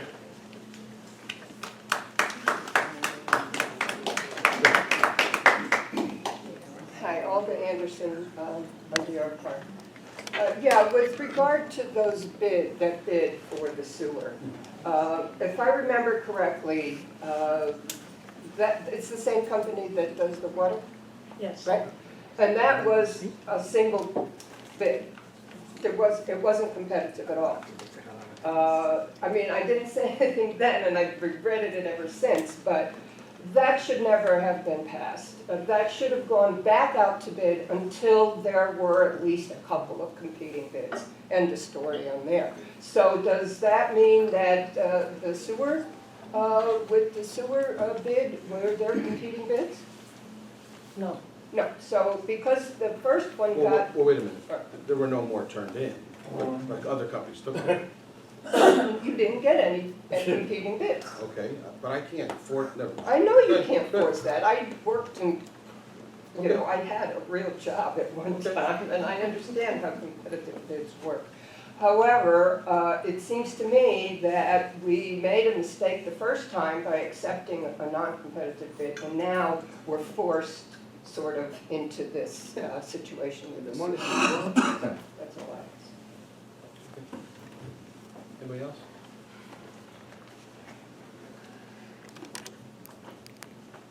Michael Cruz, member of the village. Anytime you have a Can you speak monopoly, closer to the mic, please, sir? Yeah. Thank you. you're welcome. Looking very nice tonight. Anytime you have a monopoly, she is looking very nice. I'm being pleasant. All right. You don't want me to be pleasant? Just public comment on agenda items, sir. Oh, okay. Anytime you have a monopoly, standards can drop. When you don't have a monopoly and you have companies competing, that's when standards normally go up. Just a factual. Thank you. These are on agenda items only. Okay. Olivia, village resident. Sure. I have a lot of the same questions. This $41,000 for the street surveillance, what all does that entail? Is that already in the budget, or is that something additional? What's gonna happen with that system? How is that being monitored? How is any action being taken with this new system? The $13,000 for the statue, is that just for the installation, or is that installation and a statue? It seems like an awful lot of money there. What statue? The fence around Roe Park, is that the entire perimeter of the park? Or What's wrong with the what are fence? the details on that? And was there competitive bidding for that? How long did that go out there? I agree that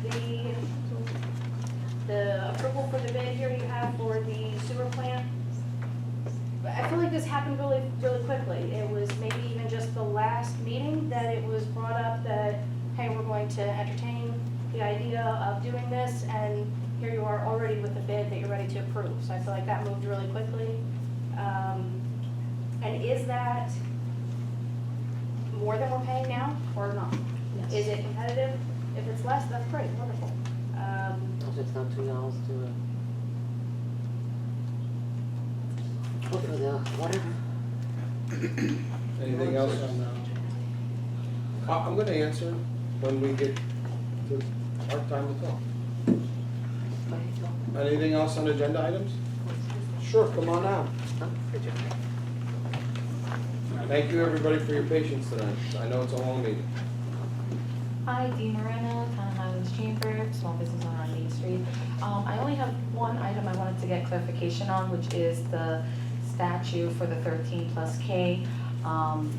Did you guys already pick what the statute is? Was this at a meeting? Because I think I may have missed that. Also, I know it was a part of a grant that we got to improve downtown. Was there nothing else we could have done to improve downtown instead of putting a $13,000 statue?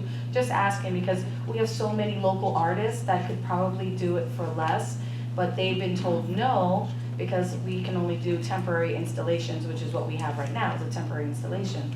So, I mean, is that up for discussion? Like, could we get in local artists, because we just did the art walk, who could potentially, show you something that isn't 13K, and maybe use the 13K for electrical improvements in Memorial Park, the fountain, I believe, the mayor spoke about many times, the gazebo upgrade, something like that, I don't know. I'm just saying, could we use that money for something else in the $13,000 statue? Which I don't know what it is, so hopefully you'll explain it to us. Thank you. Go to the mic if you have something to say. You don't want me to start? Okay, no arg, please, You let's are not try to talking, argue. so- Please, no arg, let's try not to argue amongst ourselves. You can just come up to the mic and yell at On our us. agenda. Okay. Anybody else for agenda items? Okay. We'll move on to approving the bills and claims. What about, I need to speak, I was gonna put you down in public comment, you can talk about anything you want. let me know. Is that okay? Yes. Okay. Approved bills and claims, fiscal year 24-25, the amount of 537,005.49. In the bills and claims, there's the one question about the install of the new street surveillance camera. So I would normally would wait till it was my turn to talk, but because it is in the bills and claims. We did get a grant to upgrade all the cameras that we currently have. We're adding one or two more. Their exact location, I can't give you at this, right now at this time, but they're supposed to be as high-tech as you can get, currently, because every time you get something new, hardware-wise, it's obsolete in 6 months. So these are gonna be, cameras that are more high-tech, able to see images clearer. I believe they'll cover portions of Roe Park by where we have one now, by the pavilion. And there's several other locations on Main Street and Mountain Avenue that we have them now. They go into the dispatch, and there's a big screen in the dispatch. And it can be anywhere from they see a car accident happen, somebody getting a confrontation, or whatever they may see for the cameras. But they've been in place for many, many years. They've worked tremendously, especially for folks, sometimes if you have a fender bender, or it's a delivery truck and they hit your car and they keep driving down Main Street, sometimes you're able to come into the PD and they have it on camera. So I think it's a good thing, and it was purchased through a grant, so I think it would be a no-brainer. So that part's there. The other portions I'll get to when we get to them in the agenda, but that's the one there. And as you can see on the agenda, the couple big ticket items there, which was the storm drain lining project, the street surveillance cameras, the HF Firehouse lease contractual obligation, Ventus Construction, which was a sludge pump down and wall disposed, part of an EFC grant that we had gotten down at the sewer plant, and AV Emergency Supply Co., which was $12,899 for Highland Falls Fire Department for some new hose upgrades. So those are the bills and claims. I need a motion to approve and pay them, and a second, and a vote. I'll make a motion to approve the bills. I'll second the motion. All, any other discussion, further discussion? All in favor? Aye. Yes? No? No. One no. You got that? Okay. We have minutes from a previous meeting on the 30th. Accept the following minutes. I need a motion to accept those minutes. Make a motion.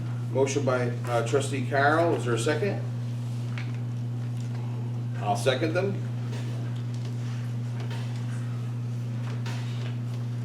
Any other discussion on that? Roll call? Trustee Guerrero? Yes. Trustee Ramus? Yay. Trustee Carroll? Yes. Trustee DeSalvo? Yes.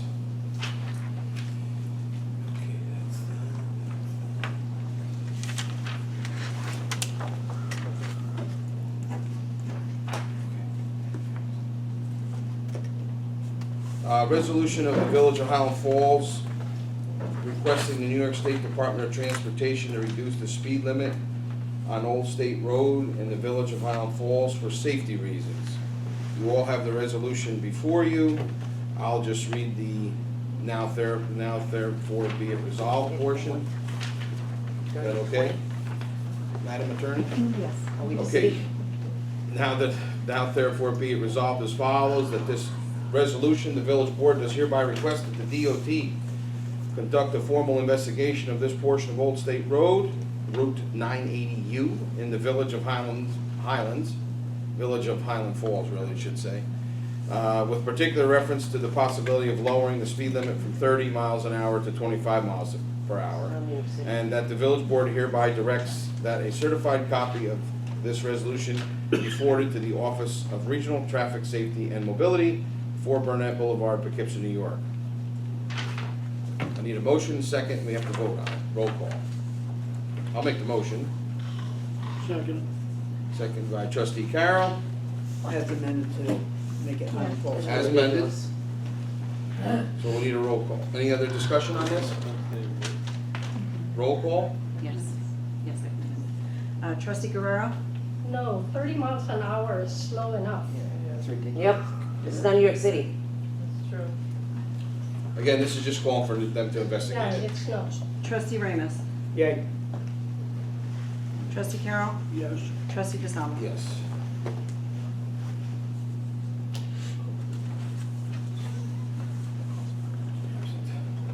Okay, and again, that's just for them to do a study and take a look at it. No Okay. money. Isn't it 40 miles per hour then? I think it's 30. 40, I think it's 30. It's 40. 30, they Yeah, it's wanted 40 to until, 25. 40 until the American Legion, and it's 35 from the American Legion to Main Street. I mean, it's Okay. 35 This miles says, per hour. is it 35? 35 from the American Legion in the village. The village starts at the American Legion, it's 35 from there to Main Street. 40 miles thereafter. What do you guys want to do? You can just correct it. Just put it down to 10. Yeah, but if it's 35, then 30 is insufficient. Lowering the speed from 35 to 25. Be far better Yeah, to reduce I the would 40 be mile per 35 hour to speed 30. to 35 and keep it consistent. Well, remember, what you're trying to do is make it the same for that portion that's in the village and that portion that's in the town. Because now They do it's 60. not the same. For this to be on the agenda and nobody understands it. It's not that we don't understand it. Hold on, hold on a And being second. discussed now. Hold on a it's second. a It's okay that we're having a discussion, trustee It should not be Guerrero. a discussion when It's you're between voting on 30 or it. You just voted 35. for it. It's 30 or 35. Alright. We're just trying to clarify. All right. Come on, don't. No, come on. Yes, come on. I would just, This is the exact same resolution that the Here. town passed. Highland Falls Police Department, 35. So if it's 35 here, then just change, make that small correction, 35 to 25, but the town is asking for 25. okay, So my understanding. to that make the it from board- end to end to To 25. 25, so that Okay. it wasn't two different speed Okay. limits on the same stretch of road. All right, so the focus is that the town passed a portion of their road, which 218 is also in the town and it's also in the village. So they're trying to get it to 25 and they want our section to get it to 25. So now that we've clarified that, They're trying to get it, or did we get it? they passed the resolution. Yes, they Very did. nice. Thanks, Mike. I mean, I was asking a question. I answered you. All right, so I don't know. what you So said if we could, I think you made the motion, trustee Carroll, Yeah. to move it forward? If we could just amend your motion to say from 35 to 25? Yeah. We're gonna do, you okay with the second of that? Yes. Trustee Ramus? Yes. We're gonna do roll call one more time, Okay, as amended. as amended. Okay. Trustee Guerrero? No, still no. Trustee Ramus? Yay. Trustee Carroll? Yes. Trustee DeSalvo? Yes. Thanks for everyone's cooperation, it's been great. Okay, approve Jacob Lewis as our Highland Falls Fire Department new member pending a physical per recommendation of Fire Chief Eric Smith. I think all the paperwork is there, it looks pretty good. He'll have to get his physical and then they'll give him the final stamp of approval. Motion. As a volunteer, Yes, volunteer, yes. If there's a motion on the floor, is there a second? I'll second it. Any discussion? but there is no full-time No, fire ma'am. department in Highland Falls. No, ma'am. No. But the budget is there. It's in the village budget. All in favor? Aye. Opposed? When there's a call, it's West Point. All right, thank you. Something we all got behind, no troubles. Okay.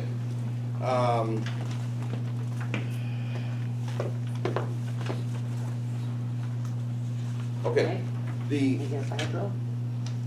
next is the approve a bid, last man standing statue installation. So, as Ms. Moreno. Dee Morano had, I was thinking your first name, Oh, Ms. Morano, thank you, trustee Guerrero. Had mentioned, we did get a grant for $100,000. There were several things that I think were purchased out of the $100,000. I do not know all of them on the top of my head.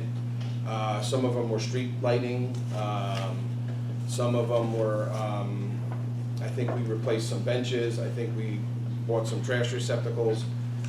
I'm not exactly sure of the entire list, okay? This was the last part of the portion that had to get approved by the folks who gave us the grant. So it's a veteran statue that's going on Main Street. So what happened to the $4.5 million in FEMA? So is that up for negotiation to see if any local wanted to, or is that already set? It's approved, it's been approved by the grant. Or you I guys think have to the use it. question that You have to, people have. as far as I understand, with all the paperwork and emails that I've seen go back and forth, it had to get approved by the folks who are administering the grant. Maybe they have to certain vendors, I'm not, that part I don't know, but it did get approved by the folks who are issuing the grant money. And those are the two, we did get the two bids for that. Three actually, Arnold's declined the bid, we got two bids, DeSantis Landscaping and Neighbors Landscaping. And DeSantis was the lower of $13,675. Okay, because local artists have told me that they've been denied multiple times in the village. I don't know. I just wanted to. I don't know anything about that, and if you have any local artists and they wanna do something, there's other members of the board that they should probably try to contact if you feel that you're not getting anywhere Oh, I else. didn't know what the situation was, that's why I brought it up. Hang on, so here's the thing. The village keeps getting these grants, right? This is a $100,000 grant from a year and a half, 2 years ago. Came to the village, but you didn't have any input on where that money goes, right? All of a sudden, you're seeing an approval by somebody from this board said, well, we want to buy a $13,000 statue. You didn't have any input on that. That's grant money given to us. Just like the $4.5 million grant money is being given to you. But they're saying, this board is saying, oh, we'll pick for the people on what that money is gonna be spent for. And $13,000 of that $100,000 is being spent on a last man standing. I didn't have anything to do with that. All I know is that somebody said, let's buy this statue, use that $100,000 grant, and let's approve it. Sorry, Ed. You're not talking about the statue here. You're talking about the installation. Oh, Statue I'm must sorry, already be that's done. just the And installation. That's at another price. This is Yeah. the installation of the Oh, statue. yes, Where I you gotta stand put corrected, correct. concrete or whatever. That's just So you're not putting it talking up. about something totally different than what's on this paper. Yes, I agree. So I don't even know how much the statue itself was. Right. But, The statue yeah. must already be built, so. It's in the back room. Joe was talking about it a couple meetings ago. Correct. So he fixed it. So talking about it's a couple just meetings like the ago. New York Forward grant. You're finding out that he put in, an amphitheater for, because that's what you guys want, he said. The public wants an amphitheater in Lady Cliff Park, right? And they want goes back more to transparency. sidewalks in Memorial Park. You guys wanted that. I didn't hear you guys say any of that. It was a But different, it was that's a what is planning. happening. So that's what this is about. I vote no. Okay, not to confuse things, but since we're already talking about it, the $4.5 million New York Board grant is governed by a special committee that Correct, approves the projects. correct. So I don't know what you just said, because it doesn't, yeah, it doesn't. okay, let me Hold on, explain it. whoa, let me talk, please. You said you Can don't I know what I talk, just please? said. Can I please talk? I'll explain The what I group said. approves the project to move forward or not, not Correct. the village board. Correct. So what you just said, saying you guys didn't bring it up to the people here, we don't govern No, those that's not what I projects. said. Well, they, You so just those- literally just said You that. just misunderstood No, what I I said. didn't misunderstand what you Yes, said. those you want me people to on the explain board this? are appointed. Wait, I'm By sorry. There was a committee that the state okayed and No, they, I get it, but the people on that board were appointed. By Mr. By- D'Onofrio. some of them were, not all of them. Yes, No, yes. But the because state others had, are the state vetted them and they approved them. The Yeah, state but this vetted is, them. they're Yes. approving what they're given. That's right. If State you're appointed by make sure Sarah- they're Wait, not- wait a minute, Don't try to trick the time out, people, time out, Jim. time out. Don't try to trick the people. The municipal They know project what's wasn't the going on. only project that was put in. There's 2 dozen projects that were put in. No, it's just like, okay, just 11. like the planning, And there's been public They- meetings. you know, they. The next one, here's the next workshop. tomorrow. You wanna go to it? It's tomorrow. Well, I went to the last one, and Okay. they're trying to deny the firehouse. And they denied And, it. and, okay, but anybody's talking about building buildings, I mean, if the town isn't behind building a better firehouse, then what else is there to talk Well, about? it depends on what the New York Ford money can go towards. I don't know No, I that. get it, because once that process, they have to submit it, and then it has to Correct. get approved. And then the state's has to approve the project. But let the state deny the firehouse, not the mayor or anybody on a local committee. If you need a firehouse and you need fire engines, I Okay, mean, but that's up to the committee, and I would highly suggest you voice that at the meeting. Can I just make a quick clarification, because I'm on the committee? Only, Just quick, it's just the projects that are brought on, especially the ones from the municipality, I just wanna make it clear, they said they took a poll of the public that wanted those things in Lady Cliff and or Memorial Park. So if you don't agree, you have to show up to one of these meetings, because I was the only one questioning it at the last meeting. I'm the only one that questioned it, everybody else said, sure, why not? If the mayor did his, review with the public, then let's go. I just wanna make sure the public knows, because when I posted it online, a lot of people were like, no, we don't want this and that. That's right, Well, the public you did have not to show know. up to the meeting. I would highly recommend They all it. have to show All up. right, I And would then we can say highly, yes or no to it next time. I would highly recommend that anybody who wants to go to the New York Ford meeting, there is a meeting tomorrow night, Tuesday, wait a minute, not tomorrow, tomorrow night, Tuesday, October 8th, 5 to 7, Isle Falls Library. And there's a survey on the next one. And there's all kinds of information here on the next one, and you can zap it with your phone, and there's a survey. And there's gonna be more surveys, and then they go to the public with everything, and then there's a whole process. Okay, so if we could just focus on this, and either we can have a motion and a second, and vote no, or yes, or whatever you guys wanna do, it's on the agenda, All right. it's on the agenda. You hear a motion? Need a Is there a motion? motion? Don't you voted already? No, we did not vote on it. We didn't have a motion or a second. Usually you have a motion and second, then discussion, Mr. Gobb. I'm trying to do it up here, but I'll make a There's no motion. motion. I'll make a motion.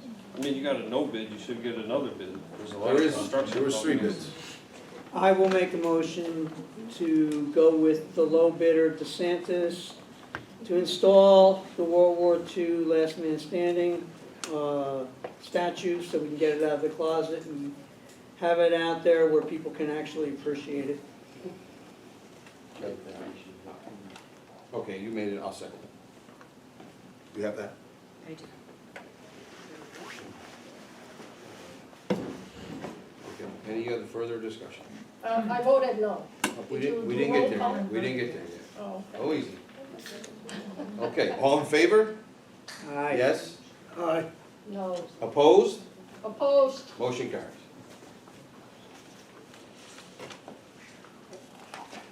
Sorry, everybody, thank you for your patience. Okay. Can we find out how much the statue actually costs itself? Sure, I'll get you a number. Thank you. Statue. Where is it gonna be located, Jim? I will get that for you as well. I believe, Memorial Park, is it Memorial Park? Yes. It's Memorial Park? Memorial Park, on the opposite side of the wall. okay. Opposite side of the wall. When you come down into town, and there's the stone wall is there, on the back side is the memorials. So the statue will go right there, the World War II veteran. Okay, Memorial Park. Yeah. Okay, approve a bid for Road Park fence project, Pulaski fence. No, it was not a particular budgeted item. We did get some unanticipated revenues of, we did budget some for some park improvements, and we got some unanticipated revenue to put towards that for this project, and it was a project, we did talk about it. It did get cut in the initial process as we were going through budget time, and so now that we got the initial, this unanticipated revenue, we thought, I personally thought, and thought it would be a good idea to put it forward, because it does need to get done. The fence is in horrible shape, and it's to the point now where even where we have this little analog type of machine that we use to try to straighten the poles, and now the poles just snap. So it's way overdone. It's good for safety. It's good for a whole host of things, and it'll definitely pretty up the area. So Is that going to include that section of the black fencing It's- that kind of, the black fence is, I spoke to DPW, and we're gonna address that, but this is just basically the chain link fence area all the way around. I'll entertain a motion to approve the low bid on that. You did get a copy of that. 3 cemented, Fesco fence, Pulaski fence, and Ketchum fences, and Pulaski fence was the low bidder. Motion to go with the low bidder to install the fence at Roe Park. I'll second the motion. Any other further discussion? Yes. If we have unanticipated revenue, we should really use it for something more long-lasting, more meaningful, more needed. You are $17 million in debt, okay? The people of Highland Falls, as of today, is $17 million in debt, okay? This is a population of 1 square mile, 1,200 houses. If you're getting any unanticipated revenue, use it for something else other than a new fence around Roe Park. So I would say no. Okay. We'll do a roll call. Trustee Please. Guerrero? No.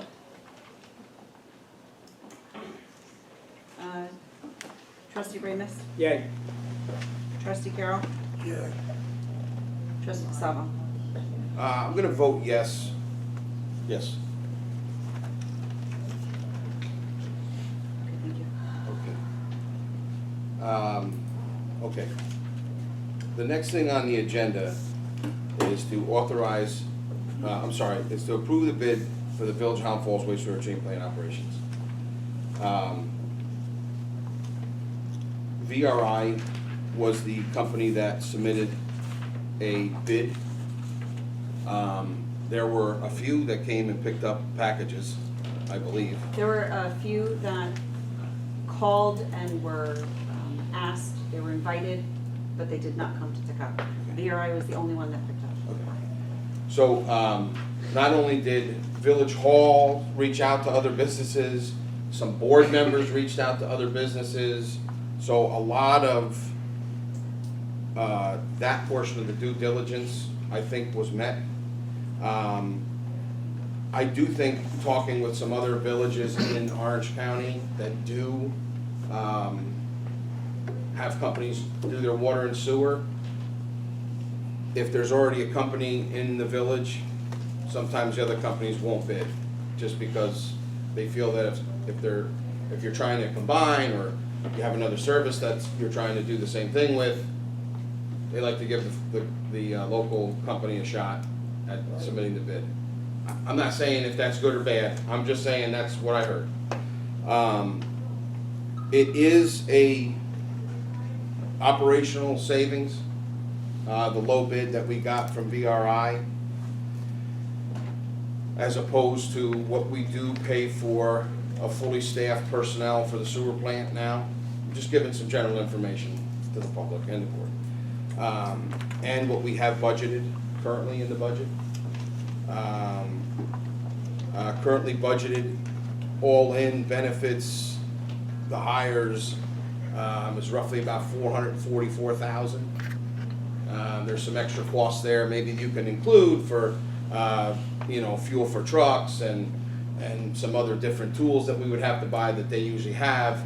So, I mean, you could probably round it up to 450, 460 easily, without question. So if you base it off of those numbers, it is a savings There will be some legacy costs that we would be responsible for at the plant, from some of the employees that we do have now. But we would not have to add any more of those legacy costs onto moving forward.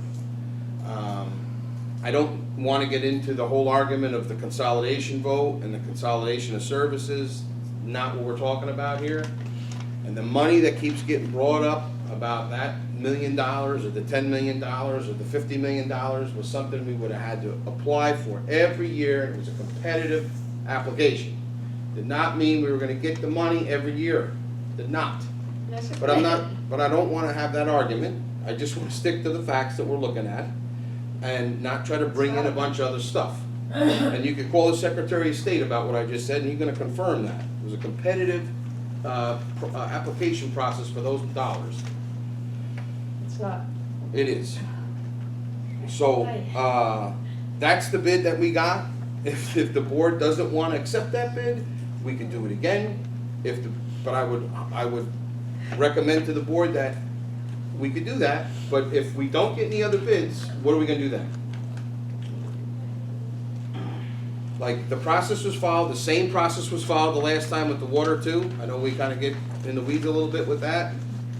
I can't force companies to submit bids. Some folks did call, we did call them, some board members called. So that's a little bit of an backup in regards to that. So, what's the board's leisure? Do you wanna just have a discussion about it? Do you wanna make a motion and move forward with it? At some point, we're gonna have to do something. And just to let you know, the going rate for a chief wastewater plant operator is probably between $130 and $145. So that's much more than we're paying the guy that's doing it right now, by leaps and bounds. Do they cover everything that our current employees would cover? Yes, the operational, Salary. the operational part of the sewer plant Yeah. would be covered by the company. Okay, and the comments about, I wish any of you, when you have time, please meet the folks that do the water plant, run the water plant. They are very, I think it's a disservice to talk about them if they don't care. They do, so far they do a very good job, and the water issues that we're having in town with the brown water has been, I think, a lot to do with what we've been trying to do at the plant. We've cleaned up a lot of breaks. We're getting back into the normal routine of flushing hydrants. So I understand that. I drink the water. My 5-year-old drinks the water. I drink the water, as I just said. My family drinks the water. If we're talking about generational stuff, I don't know, we got into that somehow, but my grandfather who had a barbershop on Main Street drank the water. My grandmother who was 96, 95 when she passed away, drank the water. I have an uncle who was 99 who drank the water in town, so I understand we have issues. We definitely have issues that we're dealing with, and as we get down the road, as Trustee Guerrero said, we do have money that we have borrowed, for sure, and we're probably gonna have to talk about Cranston, because that's coming up next, and I think we probably need to move forward with that project as well. But anyway, not to go off into a tangent, but what we're talking about tonight is the bid for the Highland Falls wastewater treatment plant, and I will say that I do believe the board, or at least I know Trustee Guerrero and myself were positive that if the same company applied, we would want to see the same company. I think it was in the paper that you had said that, so, and I'm sorry. Shouldn't we keep it in-house, like, see if anybody wants to work there? Yeah. Before you bid it out, I mean, the last operating cost was 400-something thousand. Well, I'm sorry, what? The operating cost was 400-something thousand last year. So, I'm sorry, I'm just trying the to, operating costs were 400,000 last year? yeah, a little more than that. Yeah, for the sewer plant, For a yeah. senior guy to run it.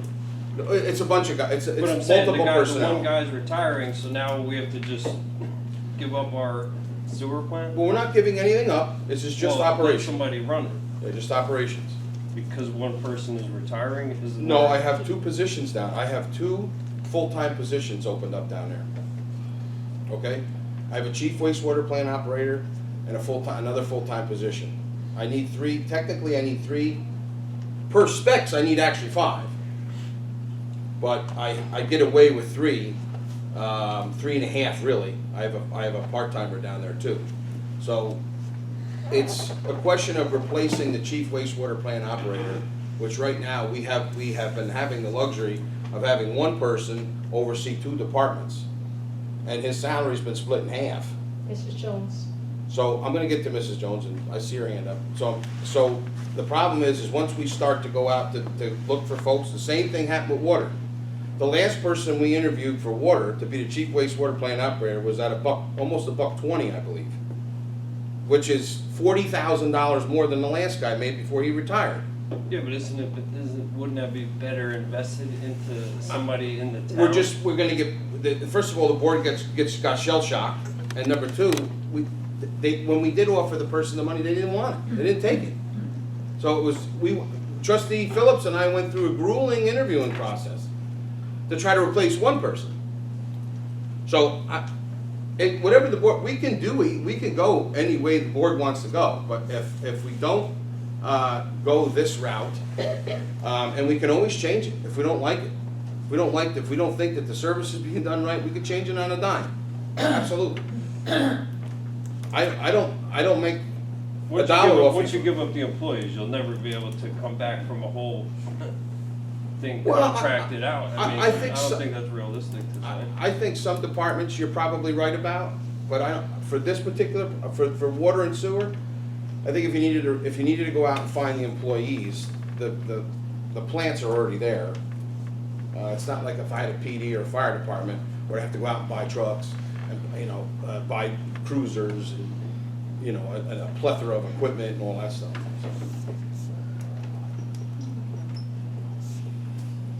So, after I've kind of beat a dead horse a little bit. Mrs. Jones wanted to say. Oh, something. I'm sorry, Ms. Jones, go right ahead. I just wanted to make a comment, talking about keeping it in-house.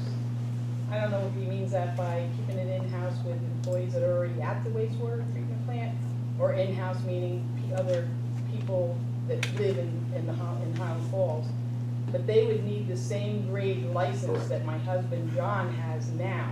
Yeah, well, the And I town don't should believe that invest in it. anybody in-house, employee-wise, or in the village has that grade license to run the village. That's another reason I'm assuming that you're Yeah, but contracted. that's a valid point. The point is that the chief plant operator for our particular sewer plant has to have a grade 3 license. No, I get it, but also, it's an investment. No, On I somebody understand. that's younger to say, hey, we're gonna do this. Yeah. The problem is that there's not a lot of people that have the grade 3 license. And when you do have them, they come at a premium and they pretty much declare their salary. So it would be definitely an increase in personnel expenses for the sewer plant. The same thing we were running up against in regards to the water plant. All right, let me explain something. It takes $1 million to actually run the sewer plant. $440,000 of that goes to salary of 3 employees and the benefits. And the others are for equipment and chemicals and contractuals. So what we're talking about here, when we're saying we're accepting to privatize the sewer, is just really taking over by a company, VRI, all the employees. So what they're saying to us is we will be your employees for $357,000 instead of the $440,000 that we're now dishing out for employees.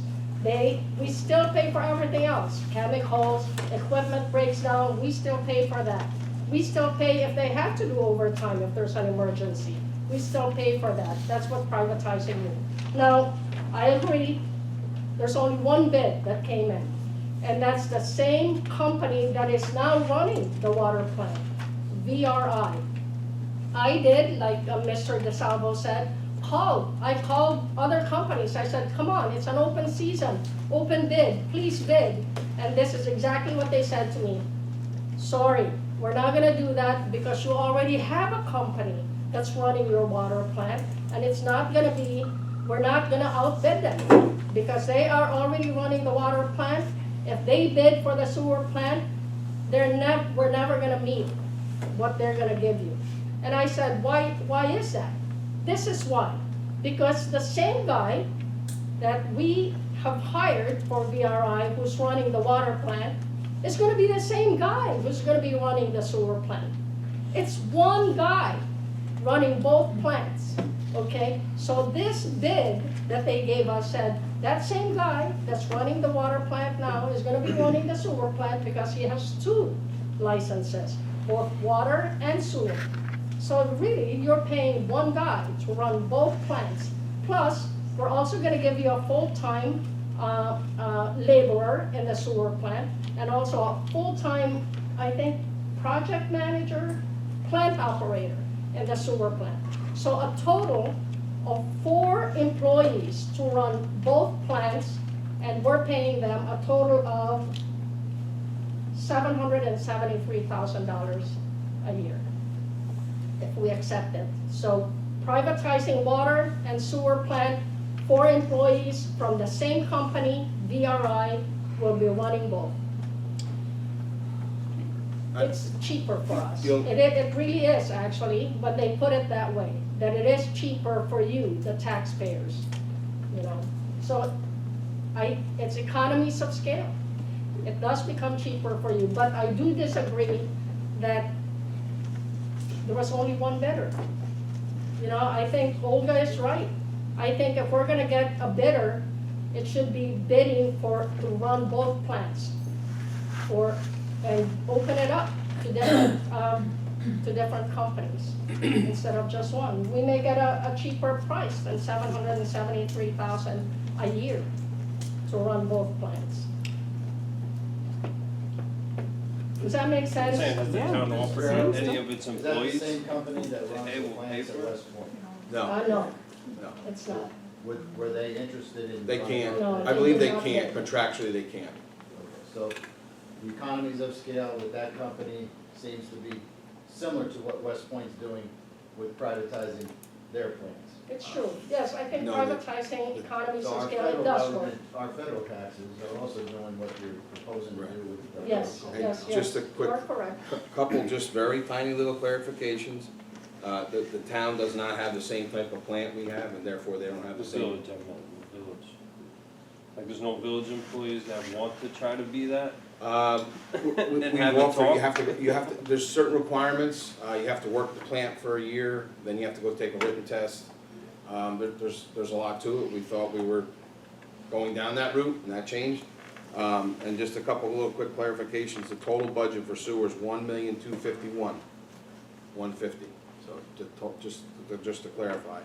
And we had 3 full-timers down there and 1 part-timer that was paid out of the salary line. Okay, and we are gonna have 3 people at the sewer plant for the contract, and what the spec said, and I believe they'll be hiring 1 or 2 other individuals at the water plant. Just because there's one guy and he's got 1 license, you still have to have so many people, which is what we were getting into an issue before. So just to clarify a couple little things. So people, I can't argue with the numbers. The numbers do look like it's a savings for you. Okay, and that's just because privatizing, as I explained. But I do disagree with the way we put the bids out.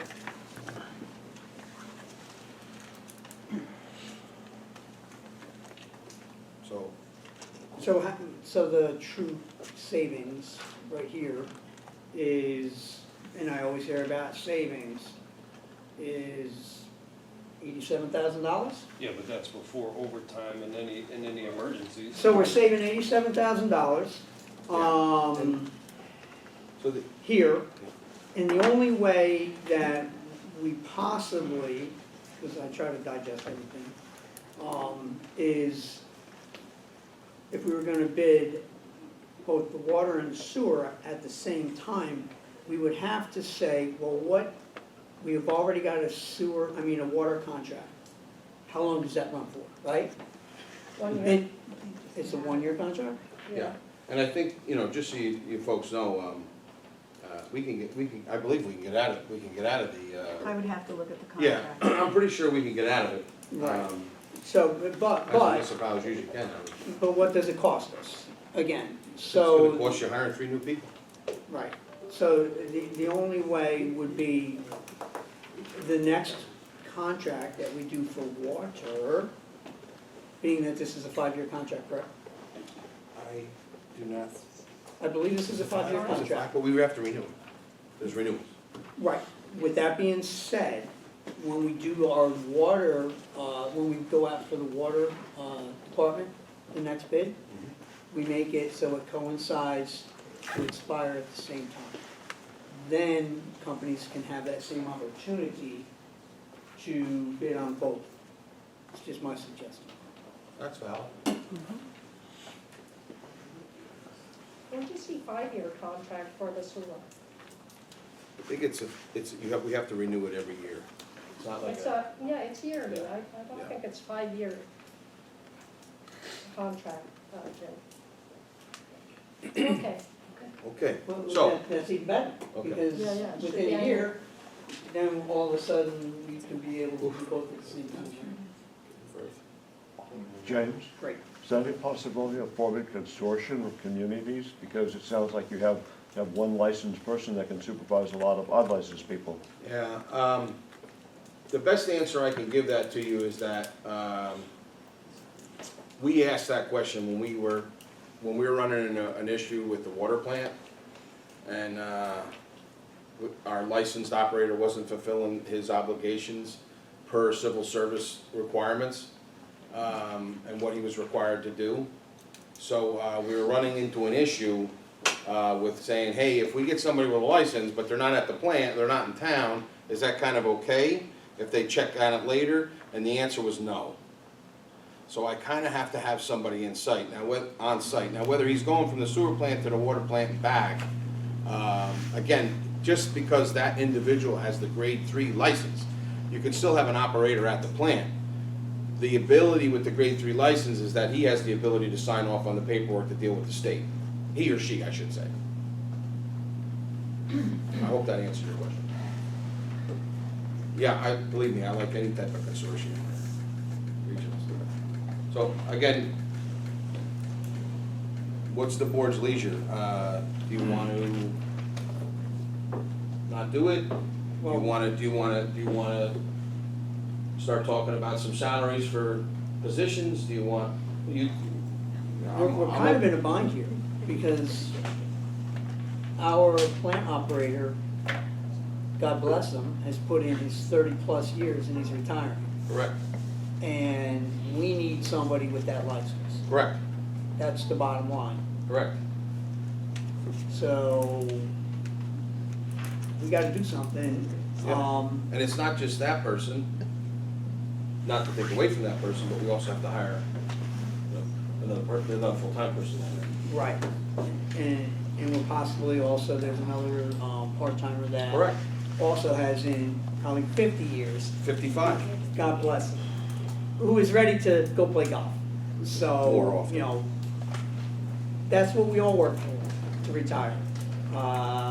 We can't fault anybody for that. It's that time, and we have to make these decisions. Yep. So with that being said, I will make a motion to go with the bid amount that, the only bid amount that we got, unfortunately, for BRI to take control of the plant operations for wastewater. I second it. Okay, so I have a motion by trustee Ramus, I have a second by trustee Carroll. I guess we'll do roll call for this. Trustee Guerrero? Yes, we have to. No, really. Saves you money. Trustee Ramus? Yay. Trustee Carroll? Yes. Trustee DeSalvo? Yes. All in favor, thank you. Okay. The next one is to authorize the village engineer to receive bids for the Village of Highland Falls Road Park, Little League Field, rehabilitation. We want to authorize him to put out the package to get bids so we can start work on that. So I just need a motion and a second to start, and a vote to confirm that. Motion by trustee Carroll, is there a second? I'll second the motion. All in favor? Yes? Yay. Opposed? Okay, motion carries. Authorize the village engineer to receive bids for the Village of Highland Falls Burns Avenue rehabilitation. Motion? This is long overdue. Overdue. I have yet to hear back from the state when we had a meeting in February up there, and they all know what the problem is. Correct. So we gotta do something for Burns Avenue. Correct. It's ridiculous. So that was a motion, seconded by trustee Carroll. All in favor? Yes. Opposed? Motion carries. Any other, do we have anything else? I don't think we have anything else. Okay. I'm gonna go real, trustee, well, it says mayor comments, I'm not the mayor.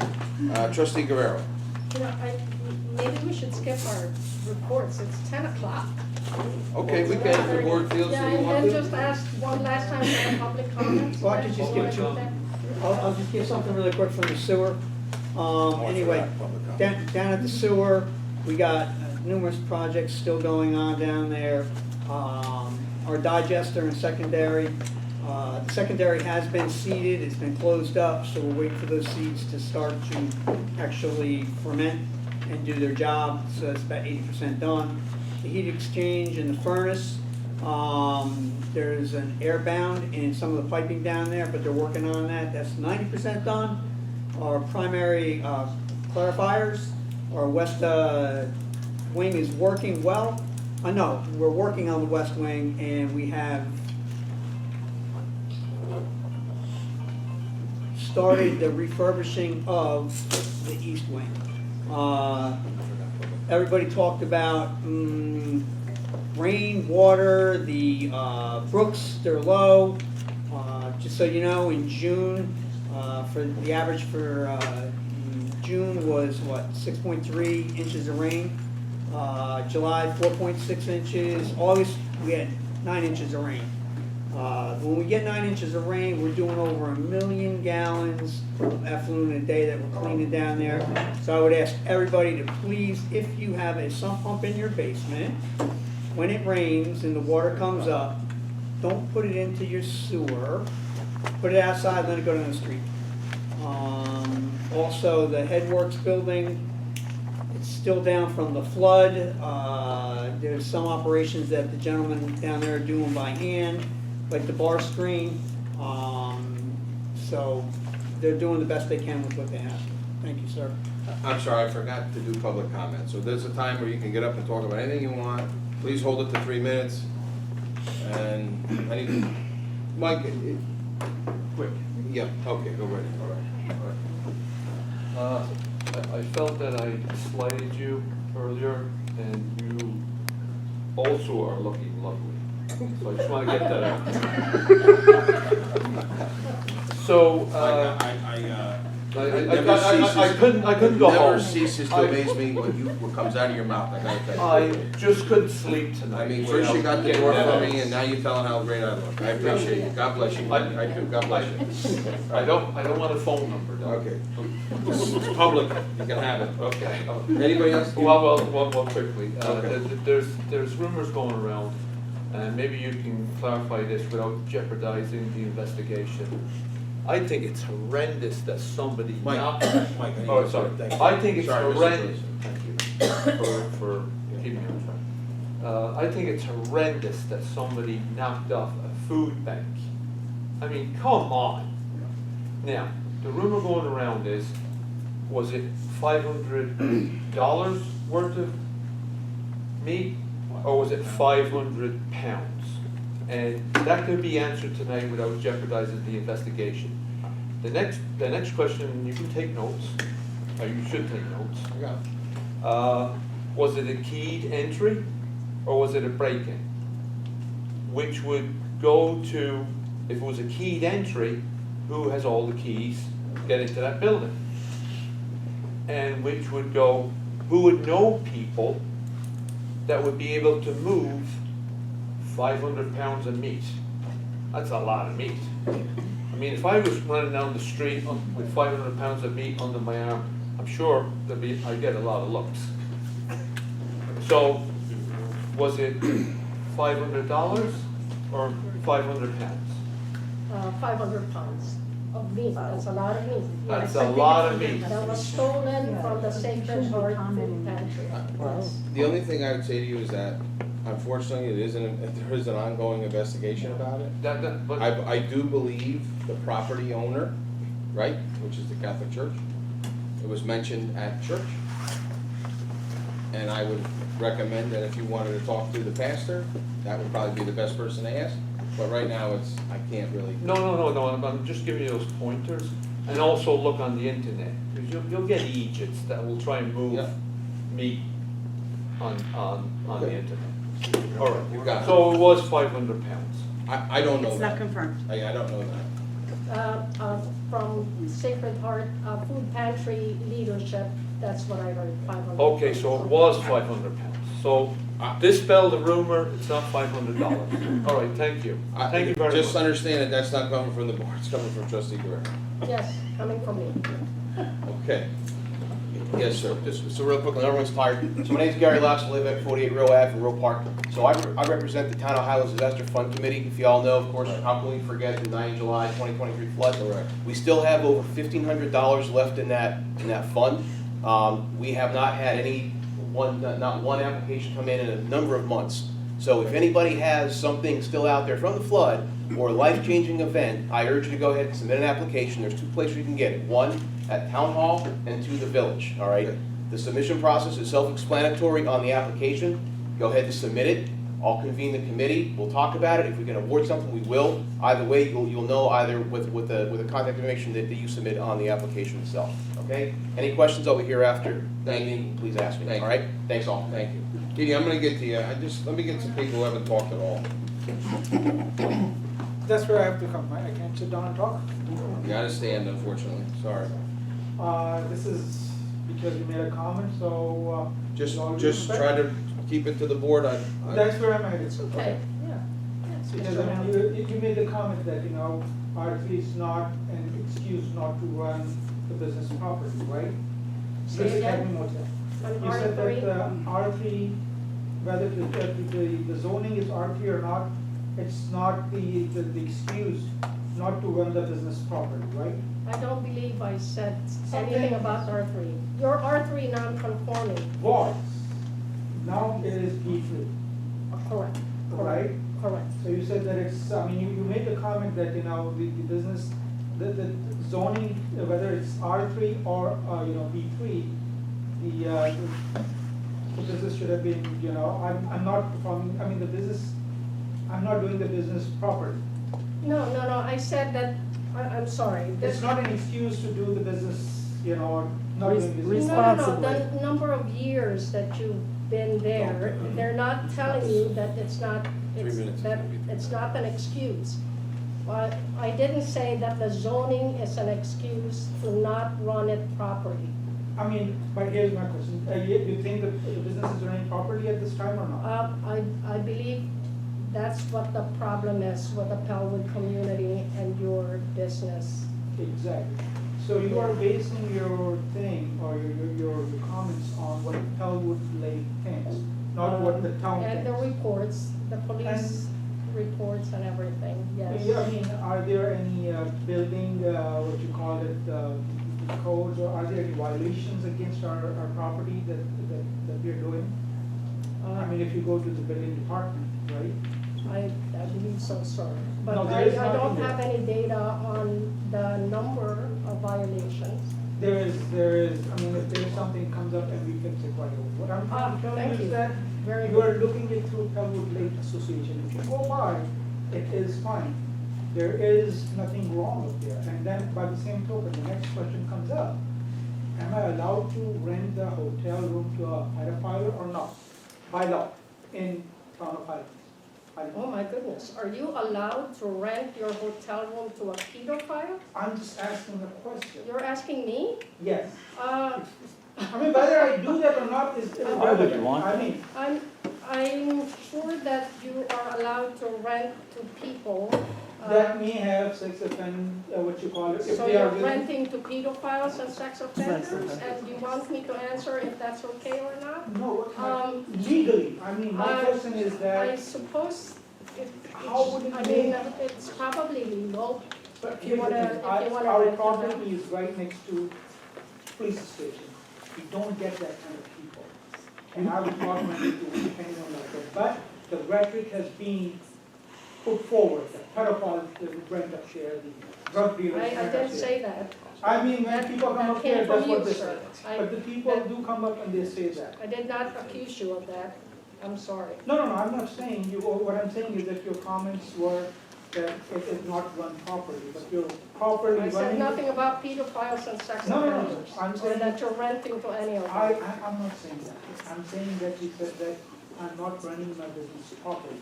My answer to that question is that please look through if there are violations, any code violations. That would tell you that if there is something wrong with the property or not. It's an old motel, right? It is it is at this time, running the way it is. But my brother already owns at least 5 more properties in Highland Falls after this. Jimmy knows one of it, the one that was right across from it, gutted it, made it all brand new, because the codes were there. Everything is legal up there. Here, I cannot touch the building, I have to go to zoning board. If it goes back to R3. I had to bid for resurfacing the whole area, in front of the house and at the front of the motel too. Stopped it because I heard about this, that this is going on right now. Yes. You said just yourself with the Park Avenue example, right? Yes. No one would come in and spend $5 million when they know that they're not going to be built more in this situation. Put it back to R3. You're putting me back in the same corner again. They're all good, successful businessmen people. We all have businesses that we can show you that are all prosperous. And they all look really good. I own at least 3 hotels, not in this area, but in the surrounding areas. Go take a look at any of them. It's just that this thing is restricting us. That has been the case for the last 30 years with this property. That we are not allowed to spread our wings just because of this record. You will see that. I mean, when you'll see people come up and talk about it, just say that we have been fighting for the last 30 years. Mr. Malik, I'm sorry, I know Thank you. I answer you because you are referring to me, but let me just clarify exactly what I said. I said that the issue with your business is the residents they're not complaining about how long you've been with the community. They're not saying they've been here 120 and you've only been here 20 years. That's not what they're saying at all, and I'm just clarifying what they're saying. That it has nothing to do with the number of years you've been here, but rather your consistent failure to comply with the regulations. And that is what the Pellwood community, the people living around you are saying. But let them explain it. I'm just repeating get through the public what the comment problem is that they have with you. Let's try to your get through the public business. comment portion, and if the trustees have any comments, we can make them quickly. Mr. DeYoung, go ahead. Norman DeYoung, Pebble Lake. We have no problem with him running the business, none whatsoever. The place was beautiful, what Joe Tobias has it, I can show you pictures of it. He wants to bring it back to that, he can make money, just like everybody else. Joe was making money. The place, since they've taken it over, has gone downhill. You can go to the police department, foil them, like we always did. All this stuff, they had a guy that was kidnapped in there, the old man that was there, and he's saying he doesn't have any problems. He has nothing but problems. Foil it. Nobody else has, just go find out. You don't have to listen to us. We live by this. Now, we've given him every chance in the world. I have no problem with Monas. I have none whatsoever. His problem is that they want to put something that none of us want. That's all. I have no problem with him. But they can run that place and make money. They don't need to go up more stories. Joe Tobias made a great place there, and I would love to see him make it nice like it was before. We wouldn't be bitching. Nobody would. But we'd be fine. Put it back the way it was and make it nice. We have no problem with you. None. Show me one person putting 15 in the Okay. hotel back again. I mean, show me one. Let's just try to do the board if possible. All right. I'm good. Thank you. Bonus, Malik. We just heard a comment, there was a guy kidnapped. Do you know what the outcome of that was? With the old man? Yes. You know what happened? Meaning, what the court came back and said? What was his last name, McClellan? Whatever, I'm sure, I mean, it's a Yeah. big. Goat man. I believe the police chief from the town had to leave, and the detective left. And that guy went free. And I think he actually sued the village, Town. or town, right? I mean, It wasn't our, it So- was, yeah, well, the only thing I can That's comment the on is was problem. not our arrest, so. So if you're gonna come here and not tell the whole story, this is what it is. You put the police chief in Highland Falls and you hold up the whole story. So I can't be here every meeting, I have kids. You saw one that came in right after her soccer practice, I'm gonna miss it. And they knew everything, it's not like there was anything wrong. They found he was not guilty, or whatever the case is. He was free, and he sued the town. Now, second thing, I believe Ms. Guerrero was here a year back, and she made a comment about how there are welfare people living here. I want to know if a board member here tells a blatant lie, what are the repercussions for that? Do you guys have anything, or they can just, you know, as a trustee, they can sit here and make false accusation when nobody can come and defend? What Joe does. That's what Joe does. I was talking about Guerrero. Yeah, I'll try to comment when it's my time, this is your Right. time right now. If you can answer me that'd be great. Next thing is, if you have any problems, or there are plenty of problems, I can't fix them all. It's that simple. The fact of the matter is, I read the letter. If that wasn't the case, that letter should have never been sent. So you can go ahead and defend this Public Association all you want. You're gonna look bad. It is about 140 years. It is about 20 years. It is discrimination. Just because my father's not here and he can't voice it again, that's the God honest truth. You might have to live here another, I don't know how long you've been here, maybe another 135 years to find out. But I have found this out for the past 30 years. That you're being discriminated against because you've only been here 20 years? Okay. 30 30 years? Any other public comments? Sure, Ms. Anderson, come on up. I've heard it.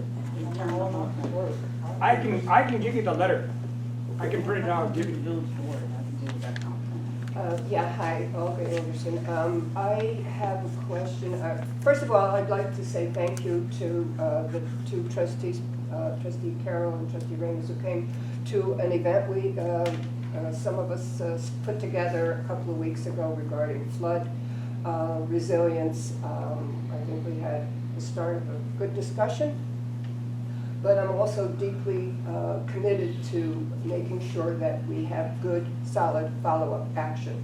It doesn't do us any good to sit around and say the obvious, which we did. We did a lot of saying the obvious, that we know what the issues are.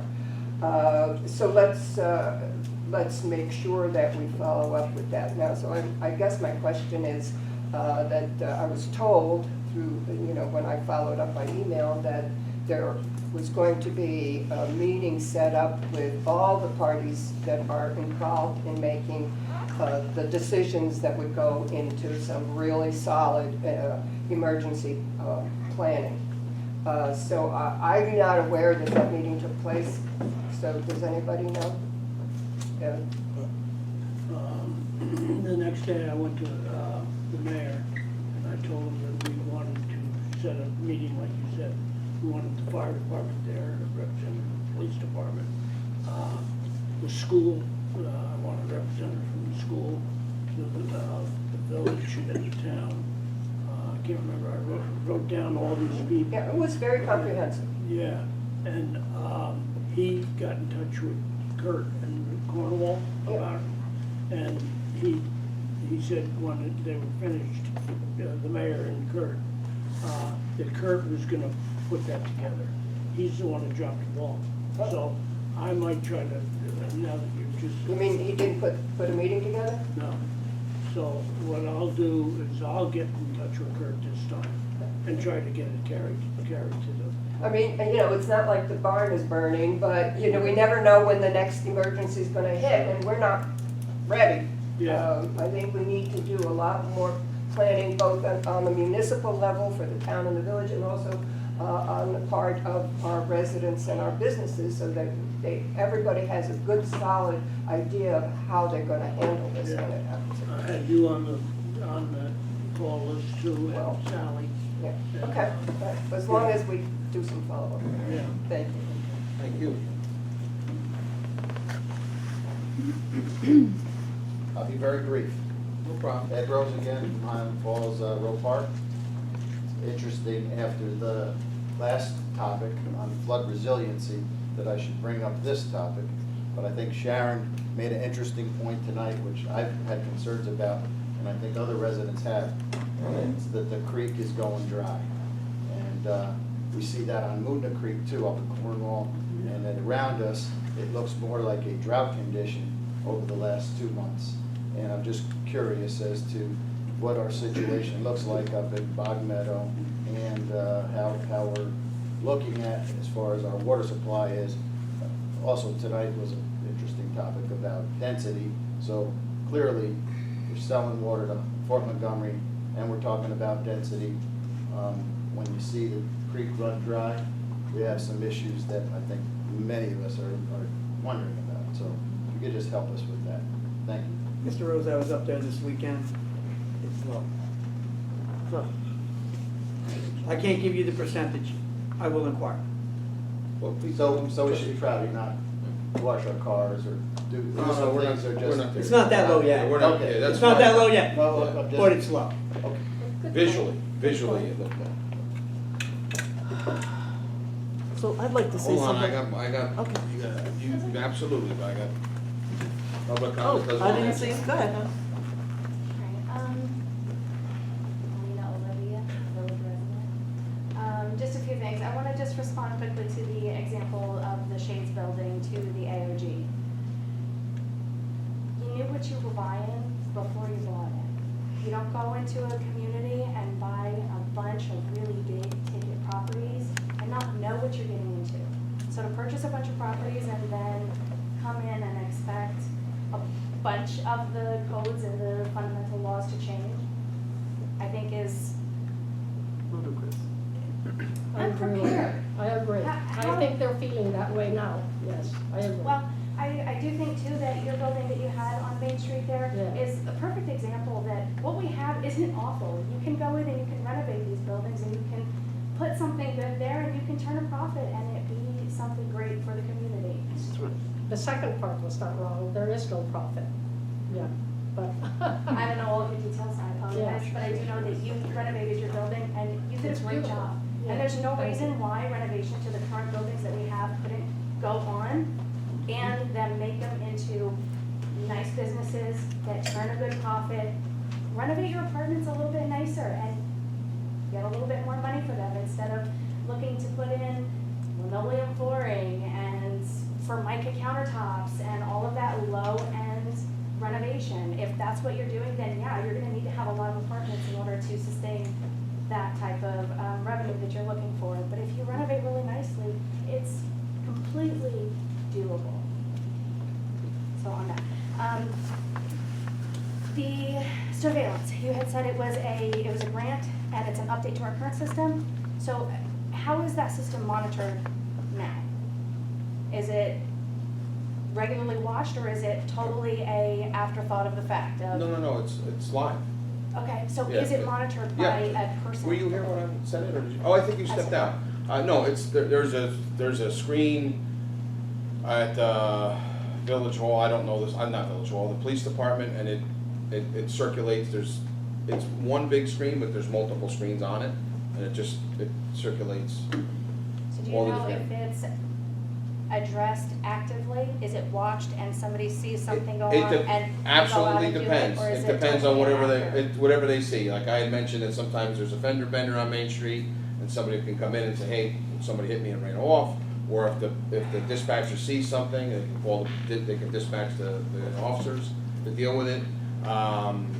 Anything like that, anything whatsoever. But it is monitored. Well, I'm curious because I know that on Schneider Avenue in particular, I know that there are cameras up there and that one spot at the top of McCollum's Lane, people park in that no parking zone and it blocks all of us from being able to get in and out of our properties. So I know that it's not watched regularly. No, but but I have a on my police report tonight, I have a comment about parking. Okay. that you may be interested in. I'm sure it will be. I also, I'm gonna sound like a broken record up here, but I feel the need to ask, what is being done about the garbage cans? And I have stated previously that it's a problem throughout the village, and I say that Being out too long? never coming in. I'm gonna specify tonight because I brought in my statement over the previously because I don't want to have to be picking out and specifying and calling out anyone in particular, but walk up Schneider Avenue. Yeah. It is horrendous. Right. They never come in. They are on the sidewalks all the time. Not to mention or I will mention the cars parking on the sidewalk, one in particular right there on the end in front of the bakery. She's parks there all the time. There's another gentleman further up that he parks in his driveway, but the whole front part of his vehicle is on the entire sidewalk. So obstructions like that, and then there's also there's a grill on the sidewalk that never moves. I'm not making this up, I promise. And the garbage cans, you pick up garbage on Tuesday morning, and by Thursday, Friday, they are full, packed, overflowing. It's a problem. It's a problem. So what's actually being done about it?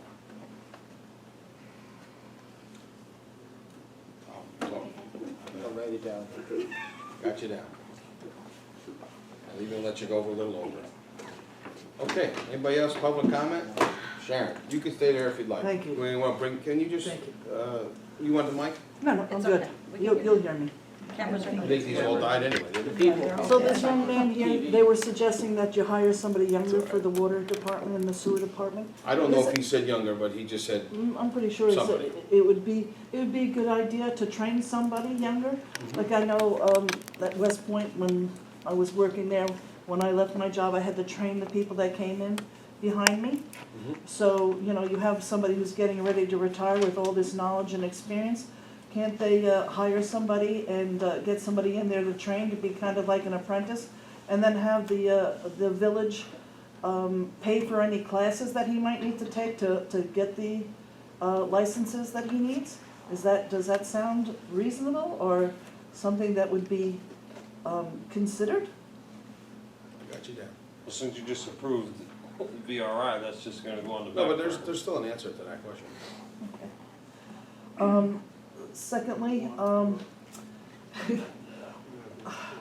I have to commend, there was a young man, I don't know his name, he was working for the Department of Sanitation, and we had bears that go up and down our neighborhood, and they go into the garbage, and they just make a total mess.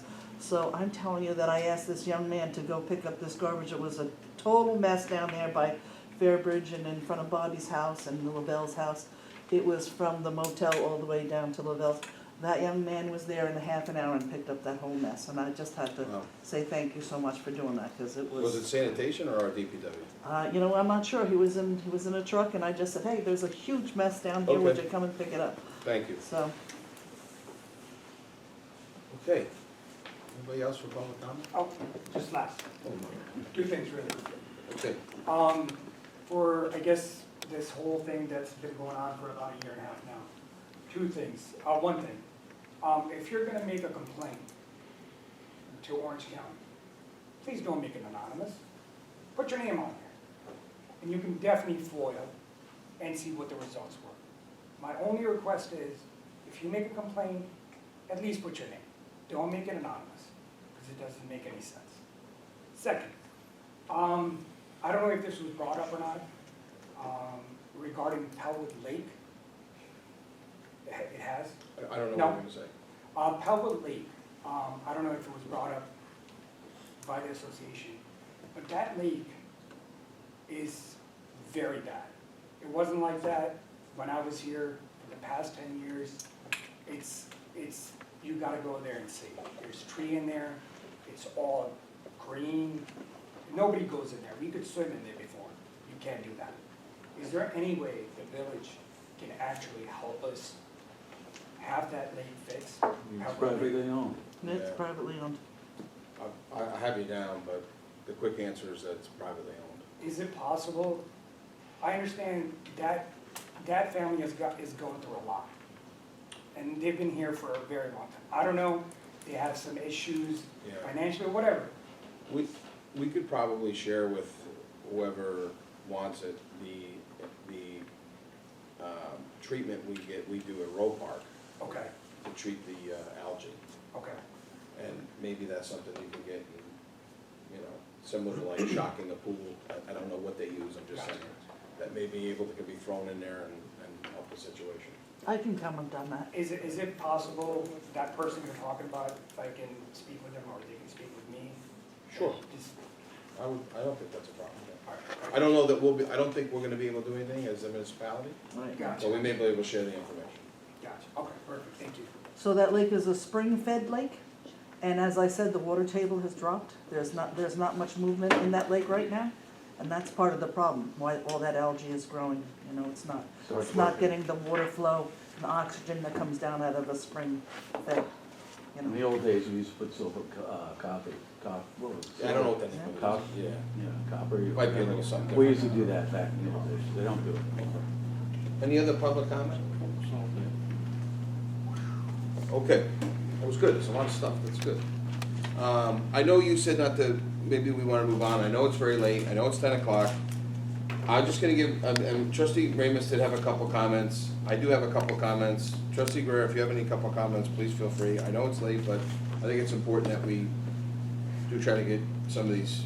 I actually have a whole lot of comments, but really, to respect people's time.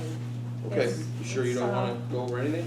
10 o'clock in the evening, and I think you should maybe wait until the next meeting. Nah, I'm not gonna. when people- Trustee okay. Carroll, you have anything? They can leave, it's a free country, I mean, you know, we talked about a lot of stuff You here. are correct. All right. It's a free country. You have anything, Trustee Carroll? That's a good board. There has to be Okay, some couple fire. quick things, Yes. couple quick little things,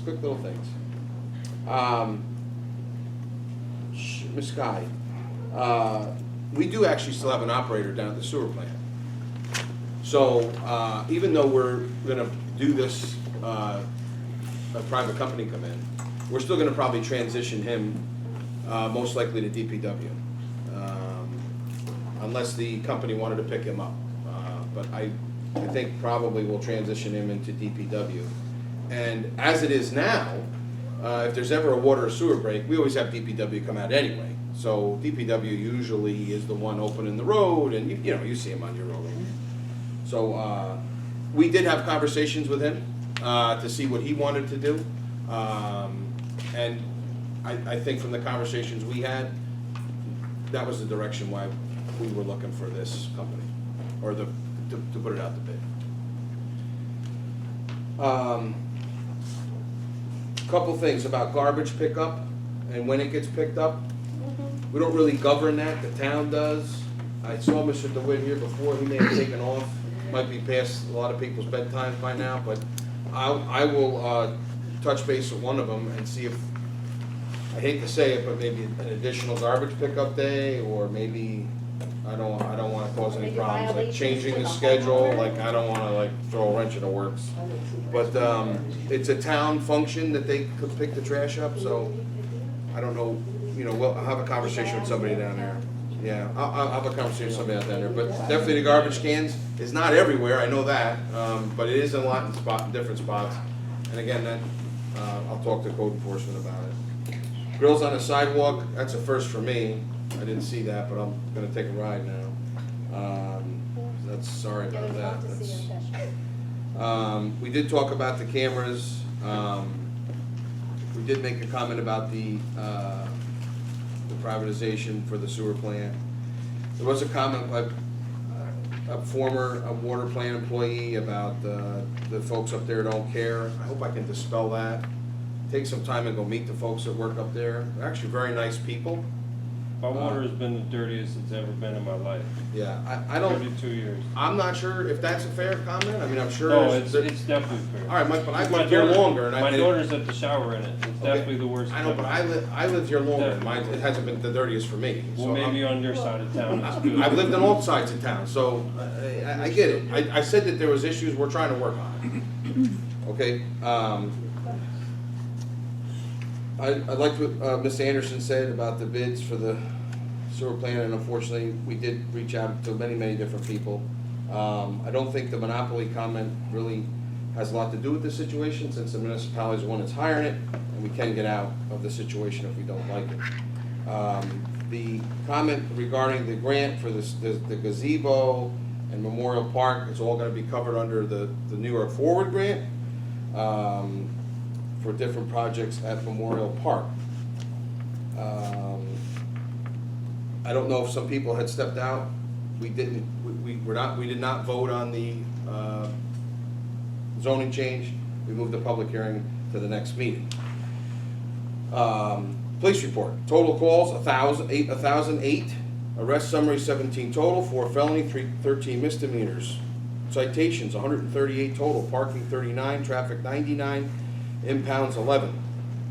Revenue collected, meters and fines, $1,340. Reports fees, $12, and the total vehicle mileage was a little under 4,030. Parking, let's talk real quick about parking. I'm in the process of working with the chief and actually Officer Lelos Sr. In regards to the potential for creating some tow-away zones. Because right now, we have a couple different areas in the village that are just horrid for parking. And when I tell you double parked cars, you name it, parked the wrong way, we ticket them, and nothing happens. So it's actually two-pronged. We're gonna look at this because other communities have them, and there's stiff fines to go with it. And in addition to that, we don't really do scofflaw for our parking tickets, which means we report it to the Department of Transportation, and then it causes an issue for you when you don't pay it. So really, I mean, I'm saying this publicly, but if you don't pay your parking ticket, technically nothing will eventually happen. But we are gonna change that. We had talked about this, actually Chief Scott had brought it up many years ago, to bring a company in, and there's tens of thousands of dollars there that we could probably recuperate. It would be totally worth it.